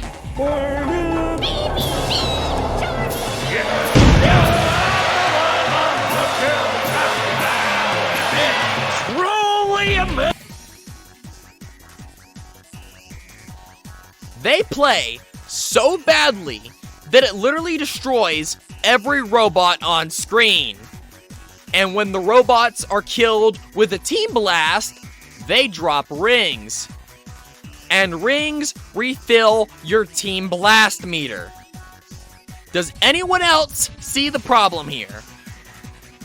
In a robot storm where there are waves and waves of enemies coming at you, if you time your Team Blast correctly, you can wipe out an entire wave, collect all the rings, refill most, if not all, of your Team Blast meter, and use the Team Blast again 10 seconds later.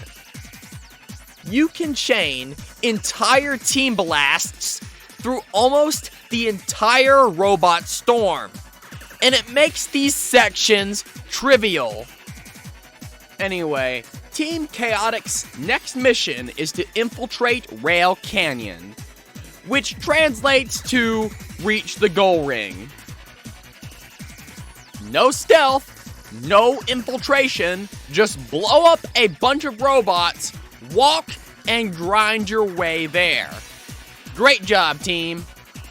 Then we get to Bullet Station, and their client gives them another bizarre mission. Destroy 30 capsules. Yeah, you know those pods that hold the shadow androids? Their client wants those destroyed. Why? I have no idea. It's like he's just scrolling through Eggman's Amazon shopping cart and obliterating the items as they're being delivered to him.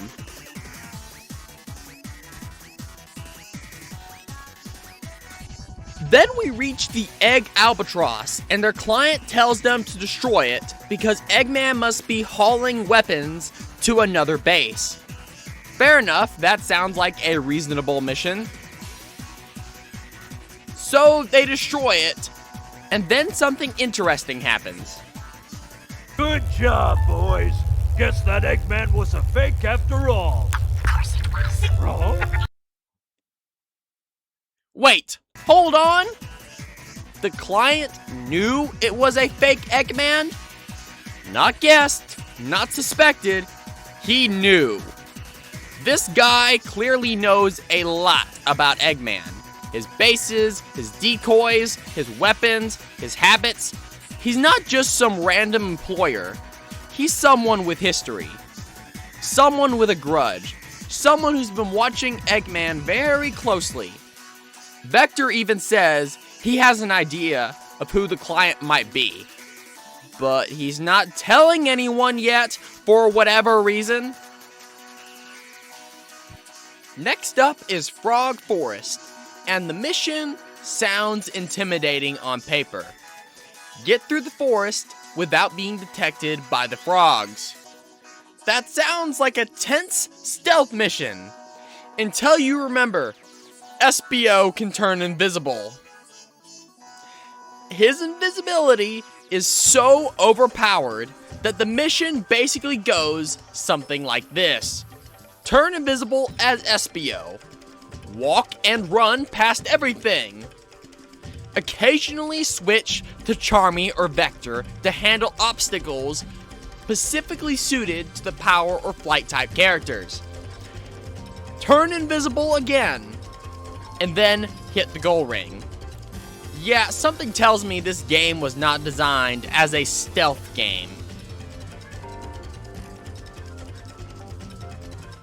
Then we get to Lost Jungle, and the mission is rescue Ten Chow from Eggman's forces. Why are we doing this? No idea, but it does make the client seem like he might actually be a good guy. Saving Chow is a pretty wholesome goal,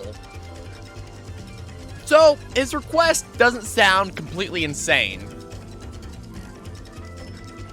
This also explains why Team Chaotix fights Team Rose here.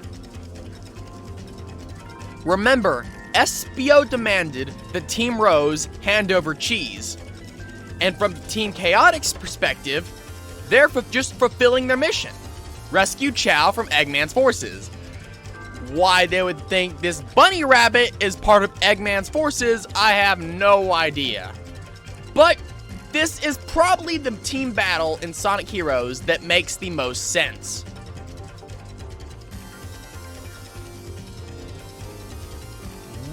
And something crazy about this boss fight is that SBO's invisibility doesn't trivialize this fight. You can't just turn invisible and instantly win the Team Rose boss fight like you can the Team Dark fight. This actually ended up being one of the hardest team battles I've ever had to do in this game. And the funniest part? The music. You see, when you first fight a team battle in Power Plant, it always plays the same music. It's not bad music, but it's not great music either.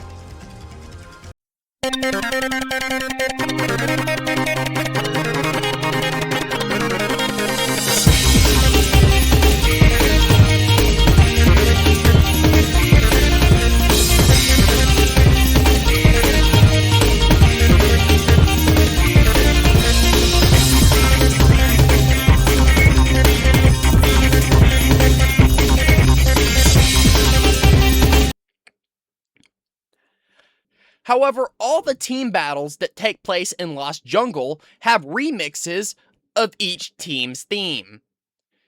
Of course, we all know Team Dark has the best remix.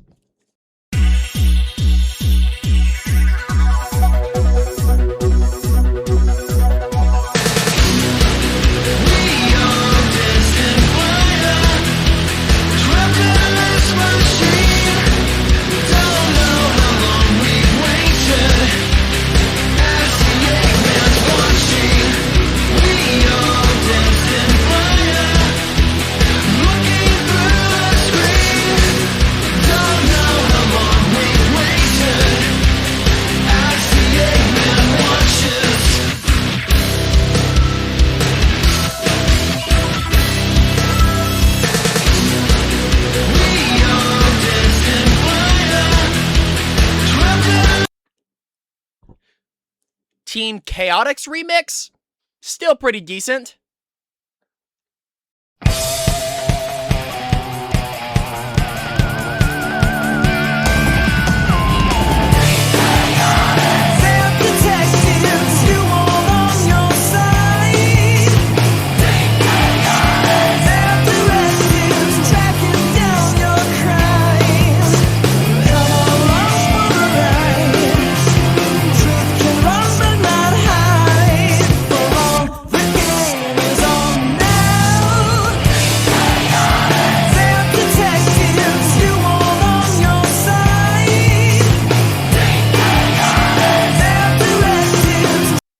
Team Sonic's remix?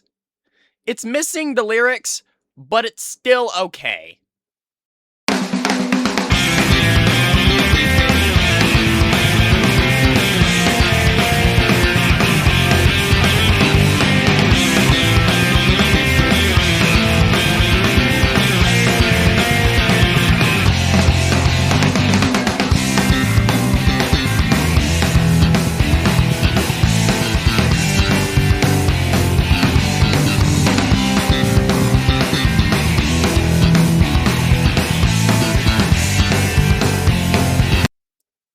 Then we get the Team Rose's remix. Well, it's completely out of place for a boss fight. Seriously, imagine getting your ass kicked in a boss battle to this.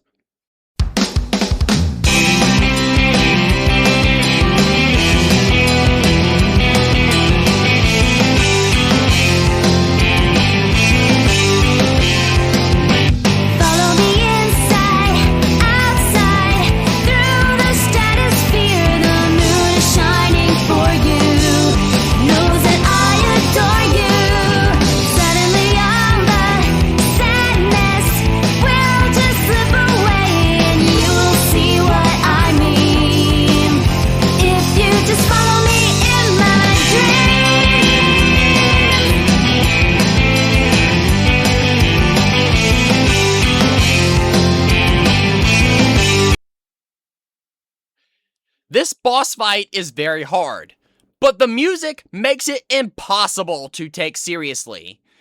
It feels like losing a life or death duel to the soundtrack of a Saturday morning cartoon. I mean, there is not a situation that suits this song worse. There is no situation out there that I could think of that this song would fit worse in. Actually, there is one situation.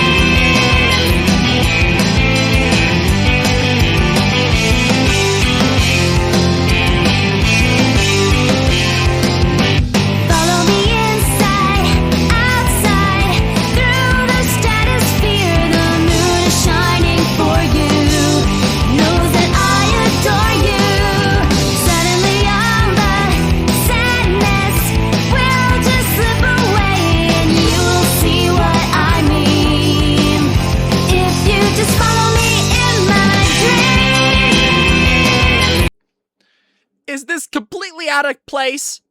Absolutely. But I can't be the only one that finds this absolutely hilarious. I mean, the mismatch here is just gold.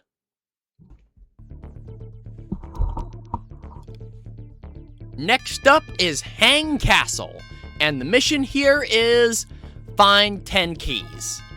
Not one, not a big master key, not a fancy skeleton key, 10 separate keys scattered around the level. Why do we need 10 keys to enter one castle? No idea. No other team has to do this. Team Sonic walks in, Team Dark just walks in, and Team Rose just walks in. But Team Chaotix? Nope. They have to do a full-blown scavenger hunt like they're unlocking a Zelda dungeon. But hey, at least the level is fun. Then we get to Mystic Mansion, and this is where the game hits you with the worst Chaotix mission of all time. Extinguish 60 red torches. Yes, 60. 6 and a 0. And do you think all these torches are conveniently placed out in the open? Oh no, they're not. They are scattered everywhere. Some are in plain sight, some are tucked in corners, some are hidden behind objects. And yes, you have to extinguish every single one of them individually. So yeah, this mission is infamous for a very good reason. It's tedious, it's slow, it's easy to miss one single torch and have to backtrack through the entire mansion. And it absolutely kills the pacing. I hate this level. Everyone I know hates this level. This is the moment where the Chaotix campaign stops being quirky and silly and becomes a chore list from the depths of hell. Anyway, after we survive Torch Hunting Simulator 2004, get another robot storm. And before this fight kicks off, something interesting happens.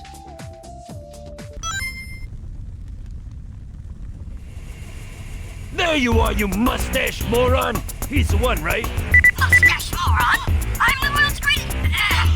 Take him out, quickly. This is gonna cost you extra. Get there. That is a weird slip-up. Why would the client react like that?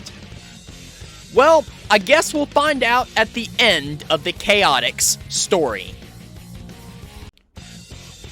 Next up is the level Egg Fleet, and their mission here is the polar opposite of what every other team does in this level. Team Sonic, they blow everything up. Team Rose, they blow everything up. Team Dark, they blow everything up even harder. But Team Chaotix, they have to get through the entire Egg Fleet undetected. So instead of fighting everybody and blowing everything up, you have to sneak around all the enemies. Or you can just turn invisible as SBO and walk past everything, like a purple ghost. And the enemies are so unbelievably stupid that they don't notice shurikens hitting them, their friends exploding, their turrets being destroyed, or SBO literally standing right next to them. As long as you don't take damage, you can do basically whatever you want while invisible. It is hilarious as all hell. Then we reach the final level, Final Fortress, and the mission is collect 5 keys to rescue your client. So you collect the keys, fight the Egg Emperor and beat him, and of course, it's another fake, because Eggman apparently mass produces robot versions of himself. And then, instead of using the keys to open the door like normal people, Team Chaotix just has Vector punch the door down. Like, what was the point in collecting those keys if you're just gonna break down the fucking door? Anyway, inside the room, it's Eggman. Eggman was the client the whole time. Charmy and SBO are shocked, but Vector had already figured it out hours ago. He just didn't say anything. Eggman explains that he got locked in this room and needed the Chaotix to save him. And this is where the real question hits. What did any of those other missions have to do with this? Seriously, collecting hermit crabs? Gathering casino chips? Gathering rings? Sneaking past frogs? Rescuing Chow? What does any of that have to do with rescuing Eggman from a locked room? You can argue a few missions make sense. Like destroying the Shadow Pods, destroying the robots in Grand Metropolis, and taking out the Egg Albatross. Those could weaken the forces of whoever was impersonating him. But the rest is just pure nonsense. It's like Eggman was trapped in a broom closet on his own battleship, and instead of saying, "Help, I'm locked in a room," he hired 3 lunatic detectives, gave them a list of completely unrelated tasks. I mean, this is the equivalent of me doing this.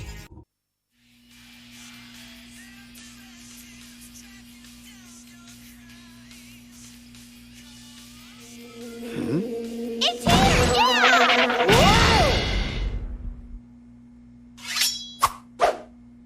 What's wrong with you? It's here! It's here! We've got work! What?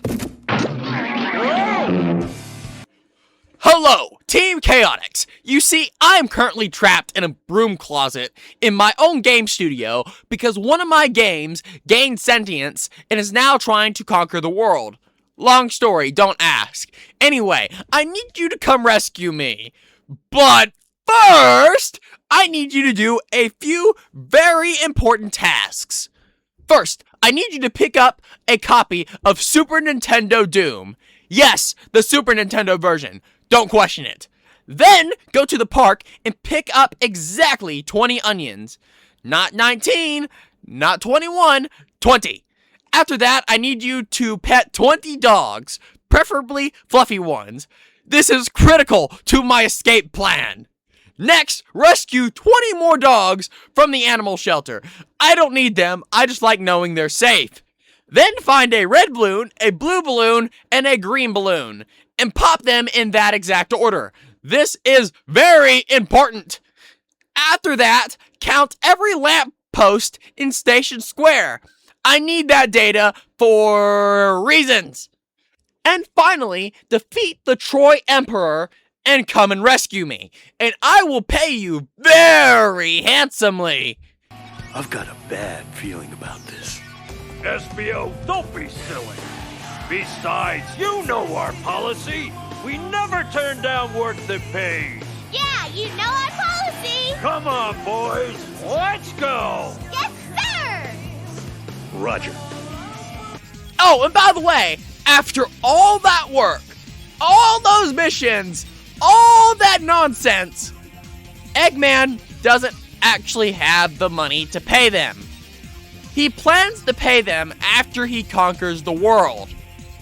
And Vector responds very appropriately to the situation. Some nerve promising what you ain't got. We've been had. Just wait a minute. Just listen to me. Take this, you bad man.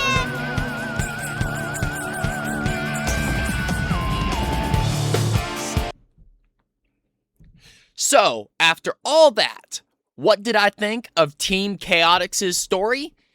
Honestly, it's the absolute funniest campaign in Sonic Heroes by a mile. If there's one thing the Chaotix route absolutely nails, it's comedy. The story is ridiculous, the missions are nonsense, and the characters are chaotic in the best way possible. And half the time, the idea of what's happening is funnier than what you're actually playing. Like, even when you're frustrated, and trust me, you will be frustrated, you still end up laughing because the whole thing feels like a Saturday morning cartoon that was written at 3 a.m. because someone lost a bet. That being said, Mystic Mansion's Extinguish 60 Torches mission can go straight to hell. I'm sorry, I'm done being polite. That mission is evil. But overall, yeah, it's a good time. A chaotic time, even. Perfectly fitting for Team Chaotix. So, we've talked about their story, we've talked about their missions, and we've talked about Eggman hiring them to do chores like they're his personal TaskRabbit. That means we've got only one more thing to talk about. Their theme song, Team Chaotix. It's not my personal favorite theme song, but it's alright, and I do occasionally listen to it. Don't get me wrong, This Machine is still the best song in the game, but Team Chaotix is still pretty good. So, with all that out of the way, let's break down the song line by line. Team Chaotix.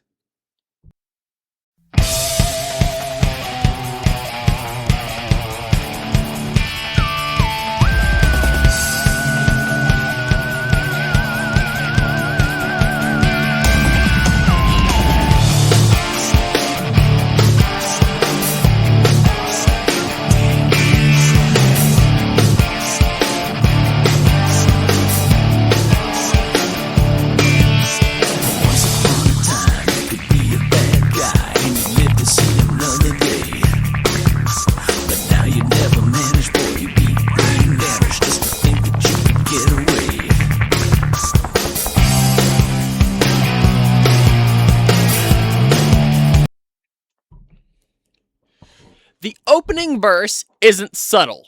It's basically the Chaotix saying, yeah, back in the day, you could be a villain and get away with it. But now that we're here, good luck with that. It's not deep, it's not metaphorical, it's just the Chaotix bragging that criminals now need to be either brain dead or unbelievably stupid to think they can escape.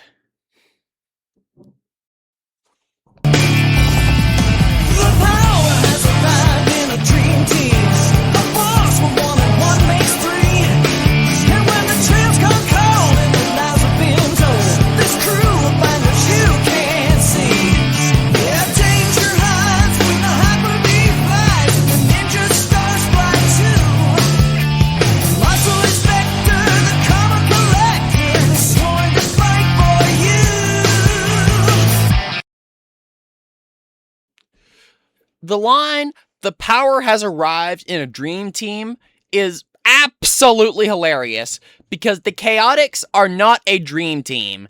They're the most dysfunctional group in the entire game. But it sounds like they're trying to market themselves as absolute badasses, which is only half accurate.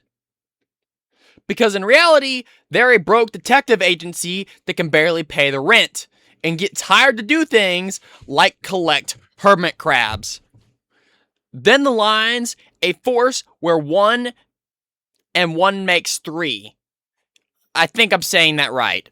But the line is basically saying, Vector is the brains, SBO is the skill, and Charmy is chaos. But hey, if they didn't have chaos, they wouldn't be Team Chaotix. Together, they are more than the sum of their parts. Not because they're efficient, but because they're so wildly different that somehow it works out. And then the lines, "And when the trail has gone cold and the lies have been told, this crew will find what you can't see." This is a direct detective verse.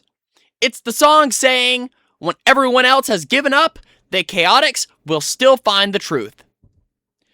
And then the lines, "Danger hides when the Hyper Bee flies." This line is very clearly referencing Charmy, because Charmy is tiny, hyperactive, and impossible to hit. He's capable of ruining your entire day without meaning to. He is literally chaos incarnate. The line is basically saying, if Charmy is airborne, Danger is in danger. And the ninja stars fly too. This is Espio's line. It's straightforward because he's a ninja and he throws Churyukens. And then the lines, "The muscle is Vector, the comma collector." This is Vector's verse, and it nails him pretty decently. He's the powerhouse, he's loud, he's confident, and he's always ready to throw hands. Karma Collector, by the way, basically means he's the guy who makes sure the bad guys gets what's coming to them. And then the lines, "And he's sworn to fight for you." Now, I think if I had to pick one person this song is talking about, it's probably Vector, but really it could apply to the entire Chaotix. Basically, it's saying, yeah, we're dedicated to our job, especially if it pays.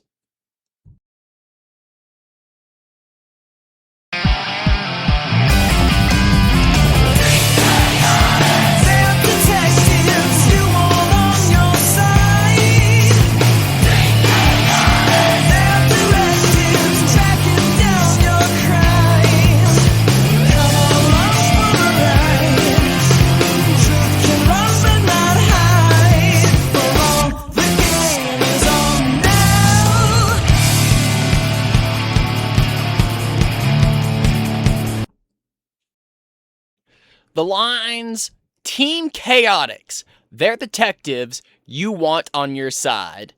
This is the Chaotix pitching themselves as heroes for hire. They're basically saying, if you got a problem, we're the guys you call. It's pure marketing. Vector probably wrote this line, honestly. Team Chaotix, they're detectives tracking down your crime. Straightforward. This line is just extremely straightforward. They investigate wrongdoing, they solve mysteries, track down criminals, or hermit crabs, or onions. It depends on who the client is that day. Then the lines, "Come along for the ride." This is the song saying, hop in, this is gonna be fun. Then the lines, "Truth can run but not hide for long. The game is on now." This is detective swagger kicking in. They're saying they always uncover the truth, they always find the culprit, and now the case has officially begun. This is Vector yelling, "Let's get to work," to the rest of the crew, basically.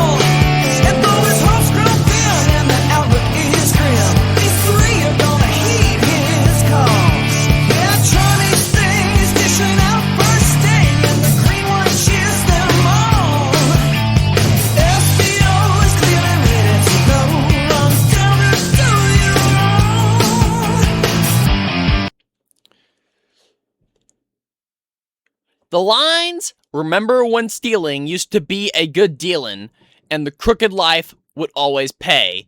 This is Vector going full noir detective. He's talking like he's seen every crime wave since the 1920s. And it's him acting like he's the grizzled veteran detective who's seen it all. When, in reality, he probably hasn't. And then the next lines. Now that the team's in town, that's all gone underground, but it's a worry to this very day. Basically, this line is saying, crime has to hide now because the chaotics are around. It's the song hyping them up as the reason criminals are scared. Again, absolutely hilarious because they're the most dysfunctional team in the game. Then the lines, a challenge has been issued by the Eggman. This mission is gonna need them all. This line is incredible because it spoils the twist. The theme song literally tells you Eggman hired them. The writer of the song either didn't know it was supposed to be a big reveal, or they didn't care, or they thought kids wouldn't notice. Either way, it's hilarious. And the lines, and though his hopes grow thin and the outlook is grim, these three are gonna heed his call. This is the song saying, Eggman is desperate, Eggman needs help, and the Chaotix are going to answer because he's paying them. It's the most Chaotix motivation imaginable. And then the lines, yeah, Charmy's thing is dishing out first sting. Basically, this line is saying, Charmy attacks first and fast.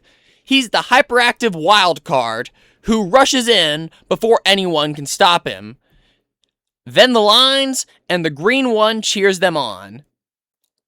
This is Vector hyping up his team like a proud dad. He's the leader, the motivator, and the guy yelling, "Let's go get paid!" in the background. And then the lines, SBO is clearly ready to go. Run down who do you wrong. SBO is the disciplined one. He's the one ready to take down criminals with ninja precision.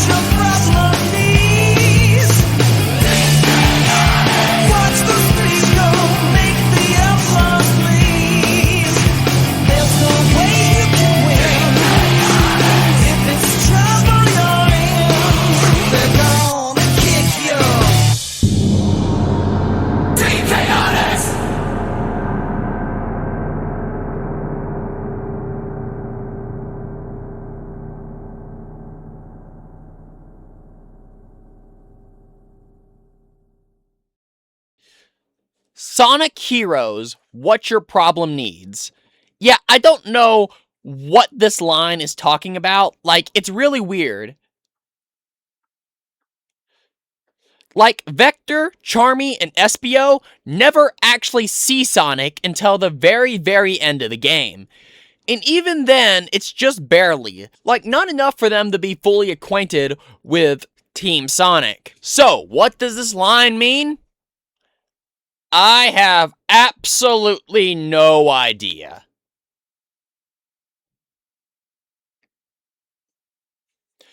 But then the line, watch those three go make the outlaws bleed.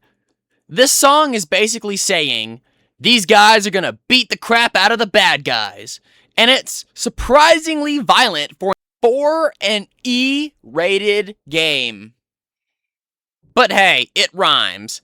And it's definitely not the most suggestive thing this game has done.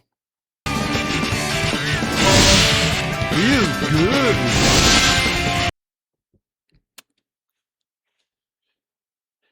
Then the lines, there's no way you can win if it's trouble you're in. They're gonna kick your, and then it cuts off. This is classic cartoon censor bait. They cut off the last word to keep it kid-friendly, but we all know exactly what that line was gonna be. And we all know what this line's saying. It's basically saying, we're gonna go beat the ever-loving crap out of the bad guys. So yeah, that's my best interpretation of the lyrics to Team Chaotix. Definitely one of the more goofy songs in the Sonic Heroes lineup, which is very fitting. So, you think you're done? You beat all 4 stories. That means you beat the game, right?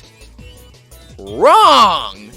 Because after you beat all 4 campaigns, the game hits you with this lovely message. And this is where Sonic Heroes drops the ball so hard it breaks through the damn floor. Unlike the adventure games, where you get the emeralds naturally through the story, Sonic Heroes makes you earn them through special stages. And the way you get into these special stages? Absolute garbage. You see, to enter a special stage, you must find a key in the level, hold onto it until the end of the level, without getting hit even once, because if you do, you drop the key, and no special stage for you. And it's not like these keys are everywhere. There's only a handful of them in every level. Lose it? Too bad, you gotta replay the whole stage to get another one. And there are 2 types of special stages. The odd-numbered levels take you to a bonus stage where you try to make it to the goal ring as fast as possible. These special stages are not required to beat the game at all, but they give you a ton of extra lives. So, they're useful there. And then there are the even-numbered levels, which take you to Chaos Emerald Chase special stage. And now I need to turn on censor mode, because these stages are complete bull. For the love of everything good and holy, I hate these things. The controls are atrocious. Your character slides everywhere. Steering feels like you're trying to drive a shopping cart on ice. You barely have control. The physics act like they're drunk. And the faster you go, the worse it gets. You're supposed to collect orbs to fill your boost meter so you can catch the Chaos Emerald. But boosting makes you even less controllable. It's not skill, it's not precision, it's not a challenge, it's pure dumb luck. Sometimes you catch the emerald, sometimes you don't. Sometimes the game decides, not today. And when you fail, you have to do the entire level again. And find another fucking key. Look, if you play through all 4 campaigns and still don't have all 7 Chaos Emeralds, just do it as Team Rose. Their levels are way shorter and it will be far, far less painful. But if I had to say one good thing about these special stages, it would be that their music is pretty good. The one for the Emerald Chase is pretty fitting.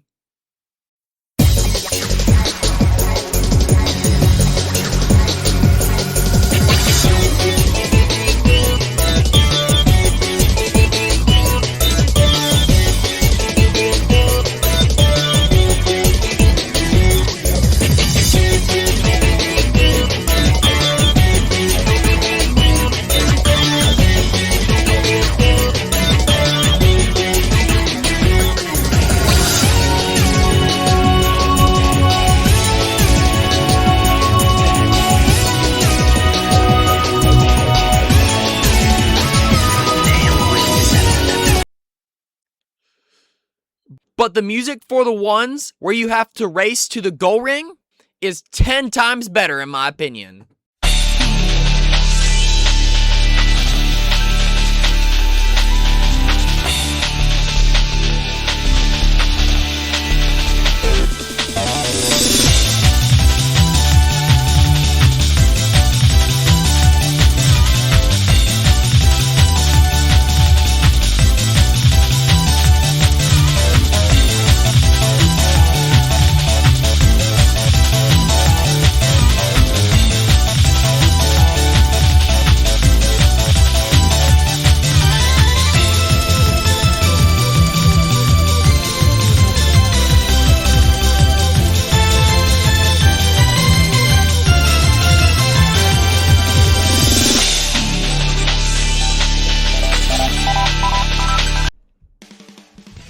So, once we slog through the special stages, we finally get all 7 Chaos Emeralds, and we can finally confront the real villain of the game, Metal Sonic.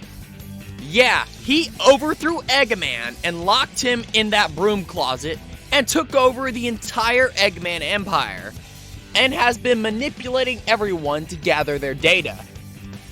Honestly, it was pretty obvious Metal Sonic was involved somehow, but nope, turns out he's not just involved, he's the main antagonist. Eggman had basically nothing to do with this plot, except for the part where he created Metal Sonic in the first place. And honestly, something I want to bring up is throughout the story, there's actually one clear indication, if you pay attention, that Metal Sonic is in charge of the Eggman Empire. You see, some of the egg pawns say this when you fight them. Hey, there they are! They're not saying Eggman, they're saying Metal. As in, referencing their Metal Overlord. Most people probably missed this when playing Sonic Heroes, but I didn't, and I thought it was pretty cool. Oh, and something I have to bring up now is the fact that Eggman explains that Metal Sonic combined everyone's data with the power of Chaos, and that's why he's so strong. And this is where the story gets questionable. Apparently Metal Sonic copied Froggy. Froggy still had a remnant of Chaos inside him from Sonic Adventure 1. Therefore, Metal Sonic now has the power of the literal god of destruction. So, does this mean Froggy is secretly a god? Does Froggy have chaos powers? Is Froggy the strongest being in the Sonic universe? It's confusing, and it's weird. But don't think about it too hard. But of course I will think about it too hard because I write video game stories, and this stuff keeps me awake at night. Anyway, Metal Sonic then transforms, and this transformation sequence goes on forever. He transforms, and transforms, and transforms. This sequence is so long, you could make a sandwich, take a bathroom break, play a round of Space Invaders, or maybe even file your taxes before it finishes.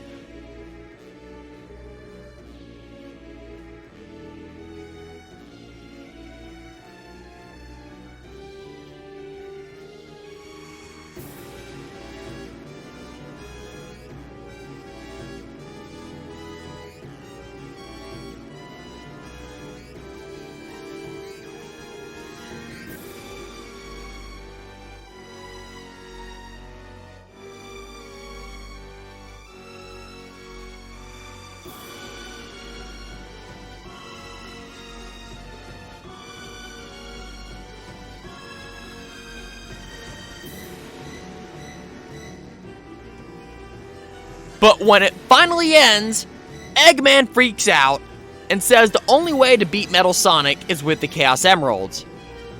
To which I say, why is this the first time that Chaos Emeralds have been mentioned in this story? Whatever, don't think about it too hard. Everyone just has Chaos Emeralds now. despite them never being mentioned before everyone has them all magically on hand. Sure, why not? Sonic needs time to transform into his super form though. Oh, and apparently Tails and Knuckles are going to be tagging along with Sonic 2. So, that's good. Then we get to the final boss, and Phase 1 is Metal Madness. And this fight is supposed to work like this. Hit the glowing orb on his body. If it's blue, use power. If it's red, use flight. If it's yellow, use speed. And I think that's the right order. I'm not entirely sure, because that's the intended way to fight it. But there's a trick I use every time I fought this boss that makes this fight pathetically easy. If you switch to your flight character and press the character switch button and the Thundershoot button at the same time, you'll get this weird animation and a massive chunk of your team ultimate gauge will be filled. Whether this was intentional or not, I have no idea. But this makes this fight a joke, as well as many other boss fights, because you can just use this trick to get an absolute crap ton of team ultimate energy, and then use your ultimate attack. And with this, Metal Madness will go down faster than Eggman's credit score. Oh, and the music for this fight fits the tone perfectly.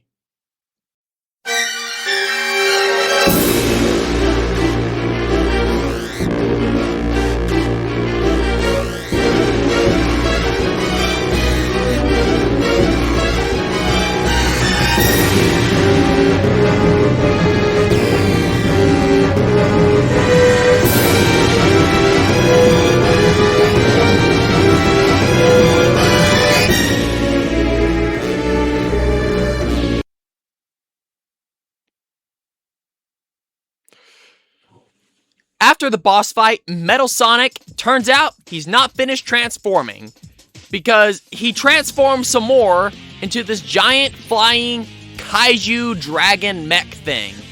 And now it's Super Sonic time.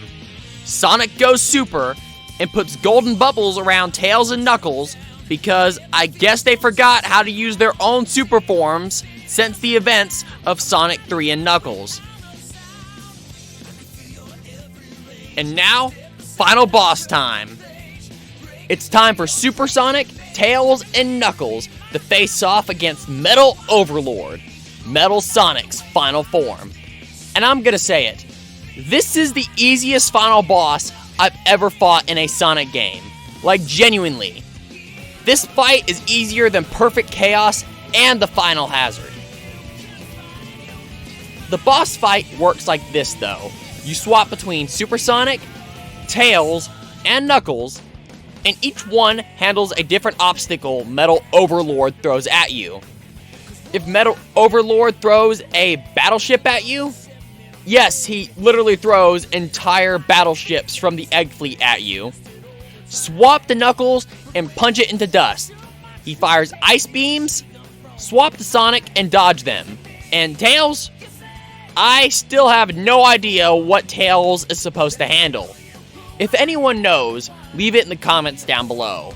Because right now, I'm convinced he's just here for moral support. Anyway, as you go through the fight, you will lose rings like with all Supersonic fights. And you have to pop these balloons to get more rings and to keep your ring count up. And after you perform enough actions, you then use your team ultimate attack. And that's how you damage Metal Overlord. You fill up the gauge, use it, repeat 5 times, and you win. That's it. That's the whole fight. It's not complicated. It's not difficult. It's just a very flashy victory lap. And even though the fight is easy, the dialogue during the battle is actually great. It makes the battle feel like a Saturday morning anime final. Long time no see, Sonic. My loads of copy. Go, go! He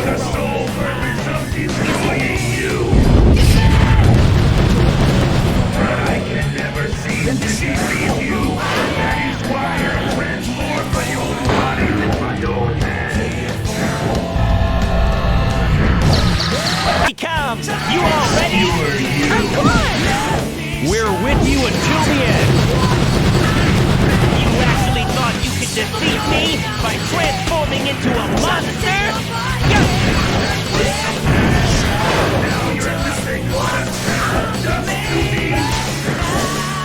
And of course, the music absolutely sells the battle.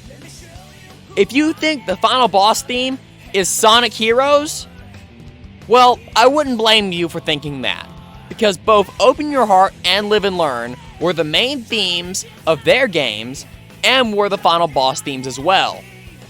And yes, Sonic Heroes does play during the Supersonic transformation sequence. But the actual final boss theme is an original Crush 40 song. That's right, Sonic Heroes has 2 Crush 40 tracks. Sonic Heroes, which is the game's main theme, and What I'm Made Of, the final boss theme. And here's the coolest part. What I'm Made Of is actually told from Metal Sonic's perspective. And now, it's time to analyze and decode the lyrics of What I'm Made Of.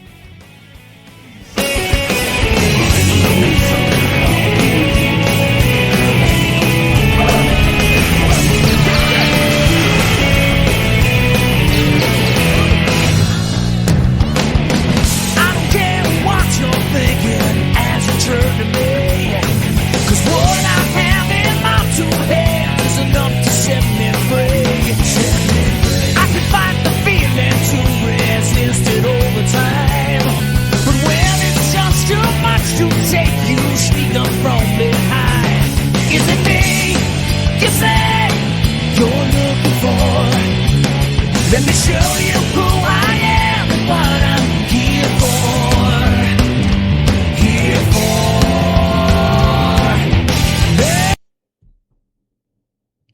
The lines, I don't care what you're thinking as you turn to me.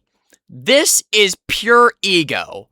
Metal Sonic has spent the entire game copying data, evolving, overthrowing Eggman, and declaring himself the superior life form. So now he's saying, your opinion doesn't matter to me at all. But the irony is, he does care. His entire existence is defined by Sonic. He's obsessed with surpassing him, which means Sonic's opinion matters more than anyone. Then the lines, "'Cause what I have in my 2 hands is enough to set me free." This is Metal Sonic claiming autonomy. He believes the power he's gained, the data, the chaos energy, the evolution, is enough to liberate him from Eggman, his programming, and his identity as a copy. The 2 hands line is symbolic. He's saying, I don't need Eggman. I don't need anyone. I can free myself. Then the lines, I could fight the feeling to resist it all the time. But when it's just too much to take, you sneak up from behind. This is Metal Sonic talking about his urge to rebel. He tried to resist it because he wasn't strong enough to take Eggman head on. But eventually, he snapped. He couldn't take being a tool anymore. So he blindsided Eggman, overthrew him, and locked him in a broom closet. This is Metal Sonic admitting he didn't rebel because he was brave. He rebelled because he couldn't take it anymore. Then the lines, is it me, you say, you're looking for? This is Metal Sonic's inferiority complex exploding. He's asking Sonic, are you finally acknowledging me? He's jealous, he's resentful, and he's furious that Sonic has spent years fighting Eggman, Shadow, perfect chaos in the biohazard, basically everyone except him. He wants to be the threat. He wants to be the rival. He wants to be the one that Sonic focuses on. This is Metal Sonic begging for recognition. Then the lines, "Let me show you who I am and what I'm here for." This is Metal Sonic's identity crisis in one line. He's saying, I'm not a copy. I'm not a tool. I'm not Eggman's robot. I am a superior life form. So he wants to define himself without Sonic. But he still frames it to Sonic. Trying to reach inside of me, trying to drain my energy. Let me show you just what I'm made of. Simple curiosity, trying to take a bite of me. Let me show you just what I'm made of now.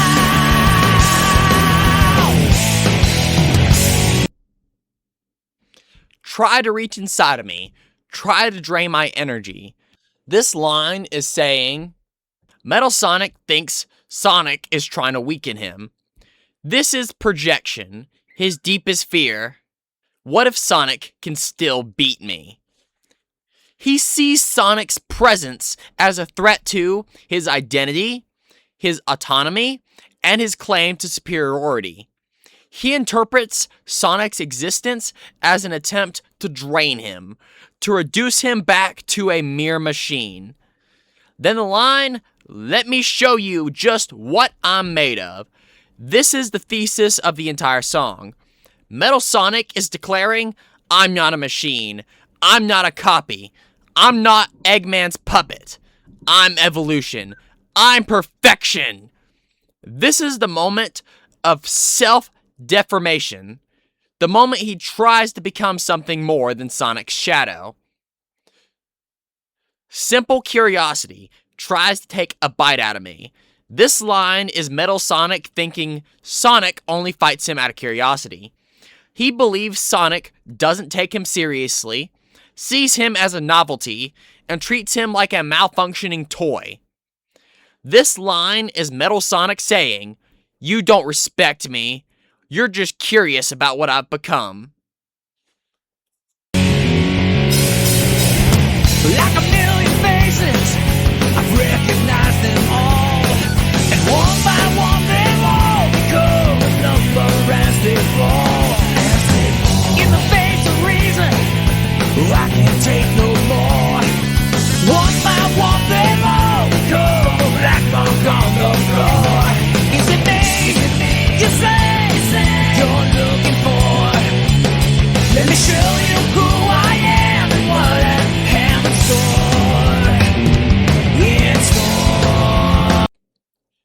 Then we get the line, like a million faces, I've recognized them all. This is Metal Sonic flexing the one thing that he has that Sonic doesn't. Data. He's saying, I've scanned everyone. I've analyzed everyone. I know every move, every weakness. This is his superiority complex talking. He believes knowledge equals dominance. And then the lines, and one by one, they've all become a number as they fall. This is Metal Sonic dehumanizing basically everyone. He reduces individuals to data, statistics, and tallies. He doesn't see people. He sees targets. This is the coldest line in the entire song. Then we get, in the face of reason, I can't take no more. This line is Metal Sonic rejecting logic and embracing obsession. He knows he's a machine. Sonic is superior, and he was built to be a copy, but he can't accept any of that. Then we get the lines, one by one, they've all become a black mark on the floor. This is Metal Sonic's cruelty surfacing. He's saying everyone who opposes me is nothing. They're stains. They're beneath me. This is the most openly villainous line in the song. Then we get the lines, "Let me show you who I am and what I have in store." This is Metal Sonic declaring his destiny. He's not just rebelling, he's conquering. He believes he's the next evolution, the rightful ruler of the world, that all living things should kneel before him because he's their master.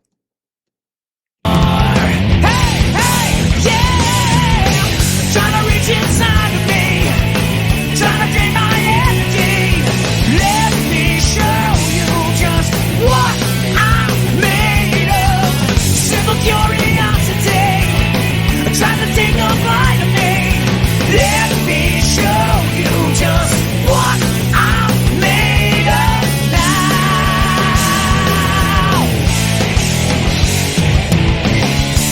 You can't take another lifelong try. You can't take another try.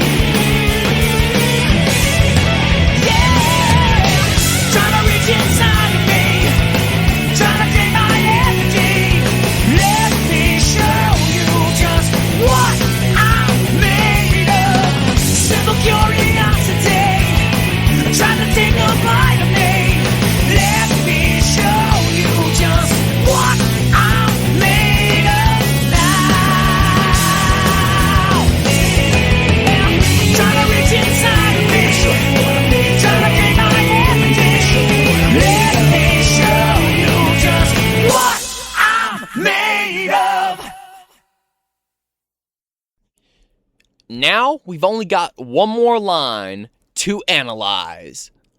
You can take another lifelong try. You can take another try. This is Metal Sonic taunting Sonic. He's saying, how long have you spent trying to fight me? You can keep trying forever, but you'll never surpass me. It's pure superiority complex. An expression of his obsession. And also the line is kind of funny coming from Metal, because it's actually Metal who has spent his entire life trying to surpass Sonic. And with that, I have officially analyzed what I'm made of, which, to be honest with you, is one of the better Crush 40 songs in my opinion. It's definitely a top 5 Crush 40 song for me. And what else is there to talk about? Oh yeah, the ending. So after that epic final battle, we get one last cutscene. And it's short, sweet, and honestly, just great. It's no use. But why can't I defeat you?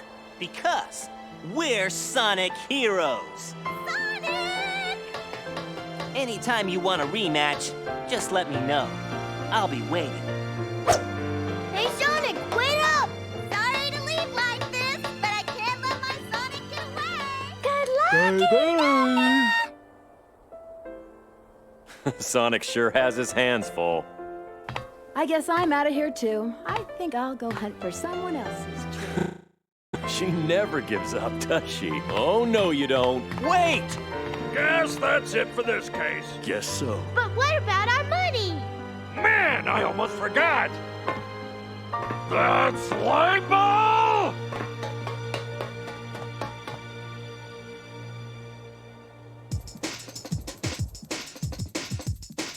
All right!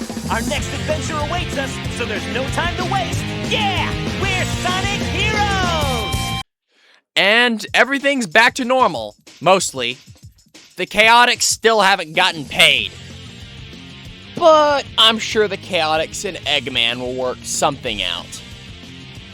And with that, that's the end of Sonic Heroes. So, what did I think of this game?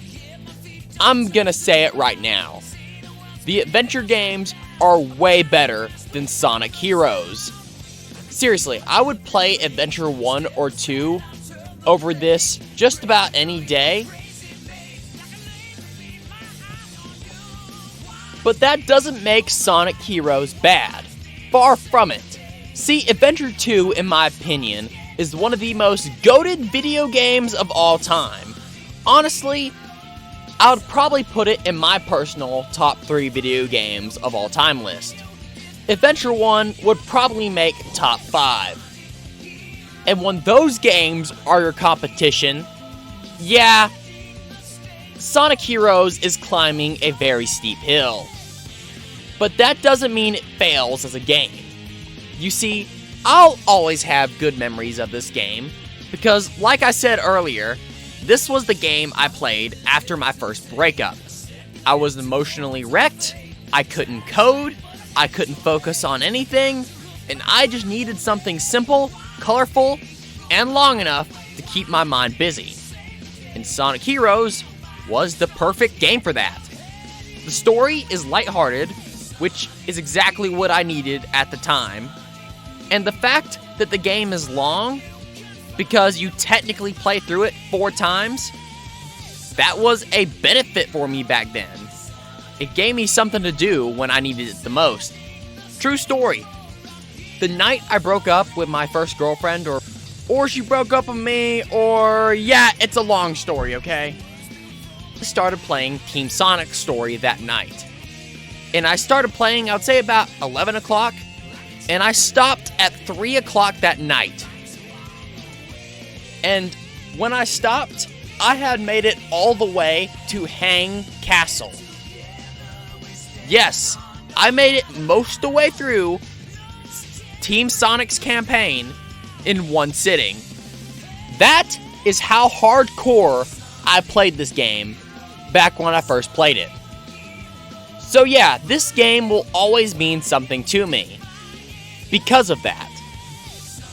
And on its own merits, Sonic Heroes is absolutely a fun time. Mostly. But if you go into this game expecting the epic storytelling of Sonic Adventure 1 and 2, you're gonna be disappointed. But if you want a bunch of good laughs, a chaotic, goofy story, and a long, weird, colorful Sonic game, and some really good music, then Sonic Heroes is absolutely worth playing. And worth your time. Like, I've heard people say Sonic Heroes is one of the worst Sonic games there is, and that's just not true. Not even close. Honestly, I think this game is way overhated. It has its flaws, sure. But what game doesn't? And none of those flaws ruin the fun. That would be the equivalent of saying Sonic Adventure 2 sucks because of Mad Space. So yeah, this game is a solid, enjoyable Sonic game that I can honestly recommend to any Sonic fan. Oh, and now to finish off the video, because there's only one song left in the entire game I haven't decoded, the main theme, the big one. It's time to decode the lyrics of Sonic Heroes.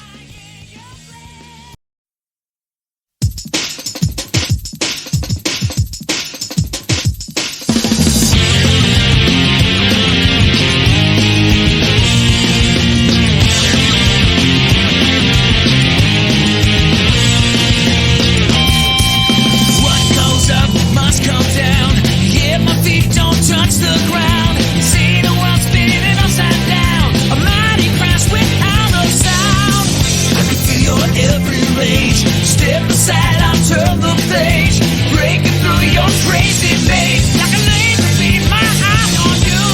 Now, when I first started trying to decode the lyrics of this song, I genuinely thought John and June were high off their asses on something extremely powerful, like Book of Revelations powerful, when they wrote this song. But if you look at the lyrics, they actually kinda make sense. So let's break it down. The first line is, "What goes up must come down, yet my feet don't touch the ground." Basically, the line is saying, gravity exists, but Sonic is ignoring it. This is Sonic's entire identity. He breaks rules, he defies expectations, and he moves in ways no one else can. He's basically saying, the rules of physics apply to everyone but me. Then we get the lines, "seeing the world spinning upside down."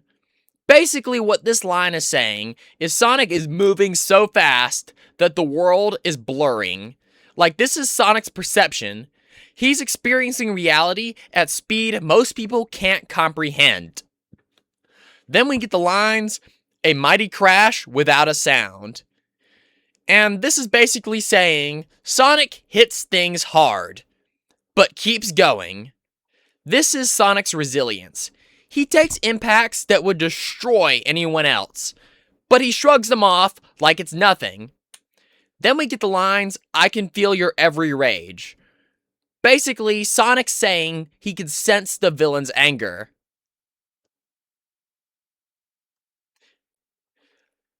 And then we get the lines, step aside, I'll turn the page." Sonic is telling the villain to move. He's moving the story forward.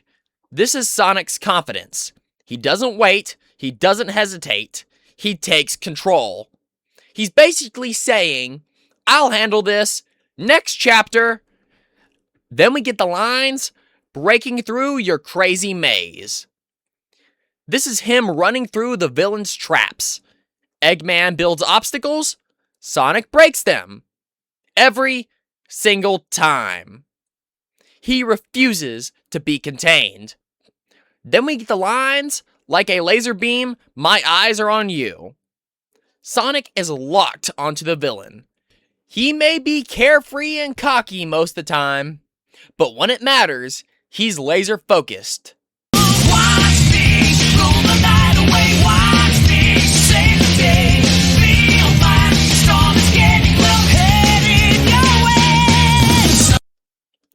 Then we get the lines, "watch me rule the night away." Sonic is saying, "I'm gonna dominate this fight from start to finish." This is Sonic's swagger. He's not just fighting, he's styling on the villain. Then we get the lines, "watch me save the day."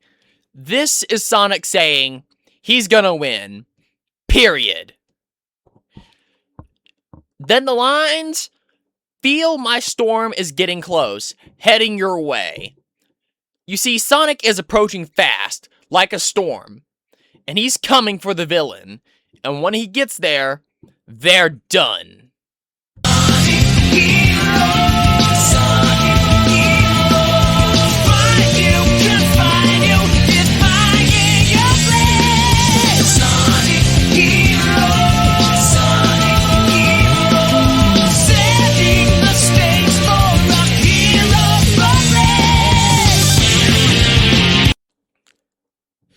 Now we got the chorus, and the first lines of the chorus is, "Sonic Heroes, Sonic Heroes."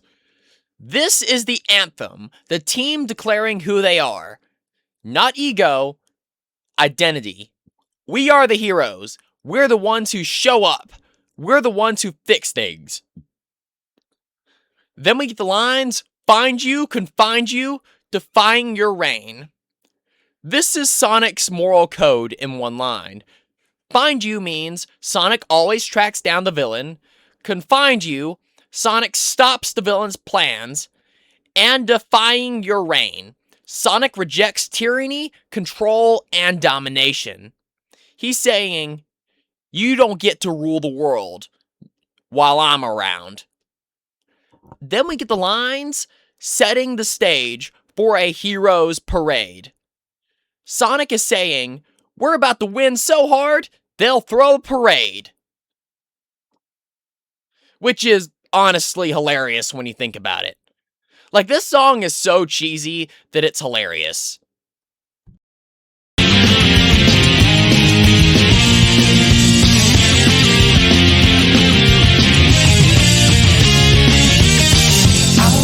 Hesitate, a second left to walk to fate.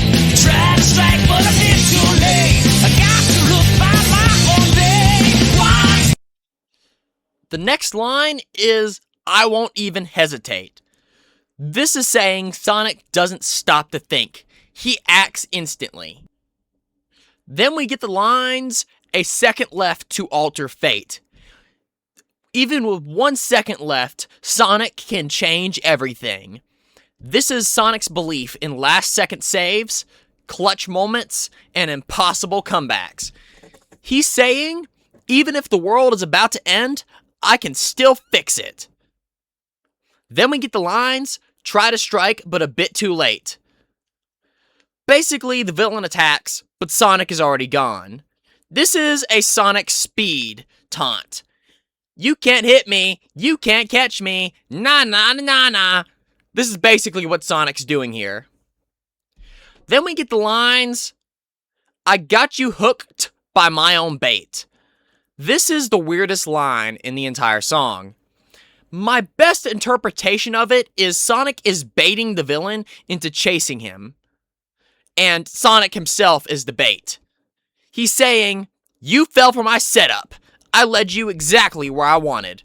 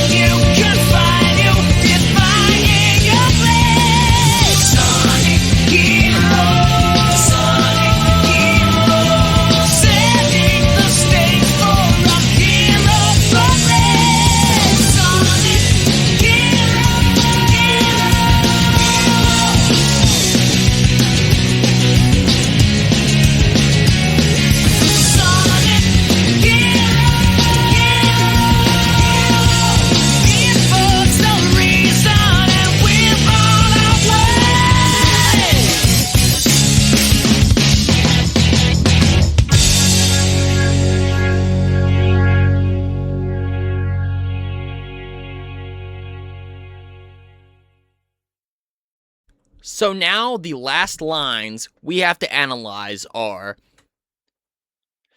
as the words spill from the mouth of a hero. He's acknowledging his role, not bragging, just stating the truth here. Sonic is a hero. And then we get the lines, I can chase another day, fight you all the way, like a hero. This is Sonic's endurance. He never quits. No matter what it takes, he will keep on fighting and keep on running. And then we get the lines, and together we stand strong no matter how. This is the heart of Sonic Heroes. Sonic is strong, but the team is even stronger. This is Sonic's humility. He knows he doesn't win alone. And then we get the lines, and no one can bring us down. And this is Sonic's unshakable confidence in his team. Not, I'm unstoppable. It's, we're unstoppable.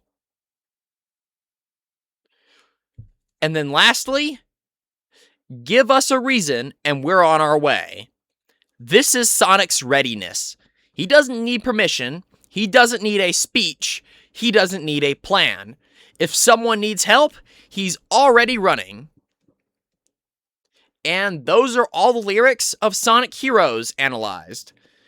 I think Sonic Heroes is a pretty good song. Not gonna lie, when I first heard this song, it was literally my least favorite Crush 40 song.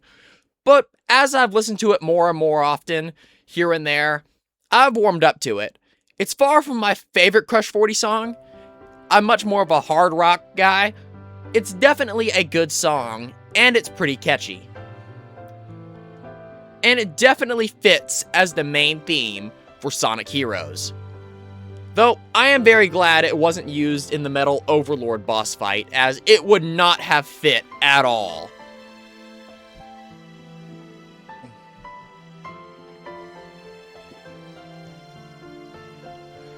Alright, and I think that's about all there is to talk about when it comes to Sonic Heroes.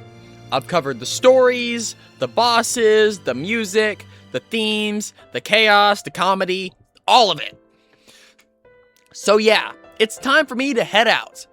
Do me a favor and leave your comments down below about what you thought of the video, as well as what you thought of Sonic Heroes as a game. I love reading comments.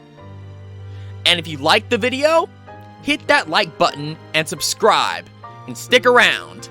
And I'll see you guys next week for another video game review. This is the Anti-Gamer Slayer, signing off!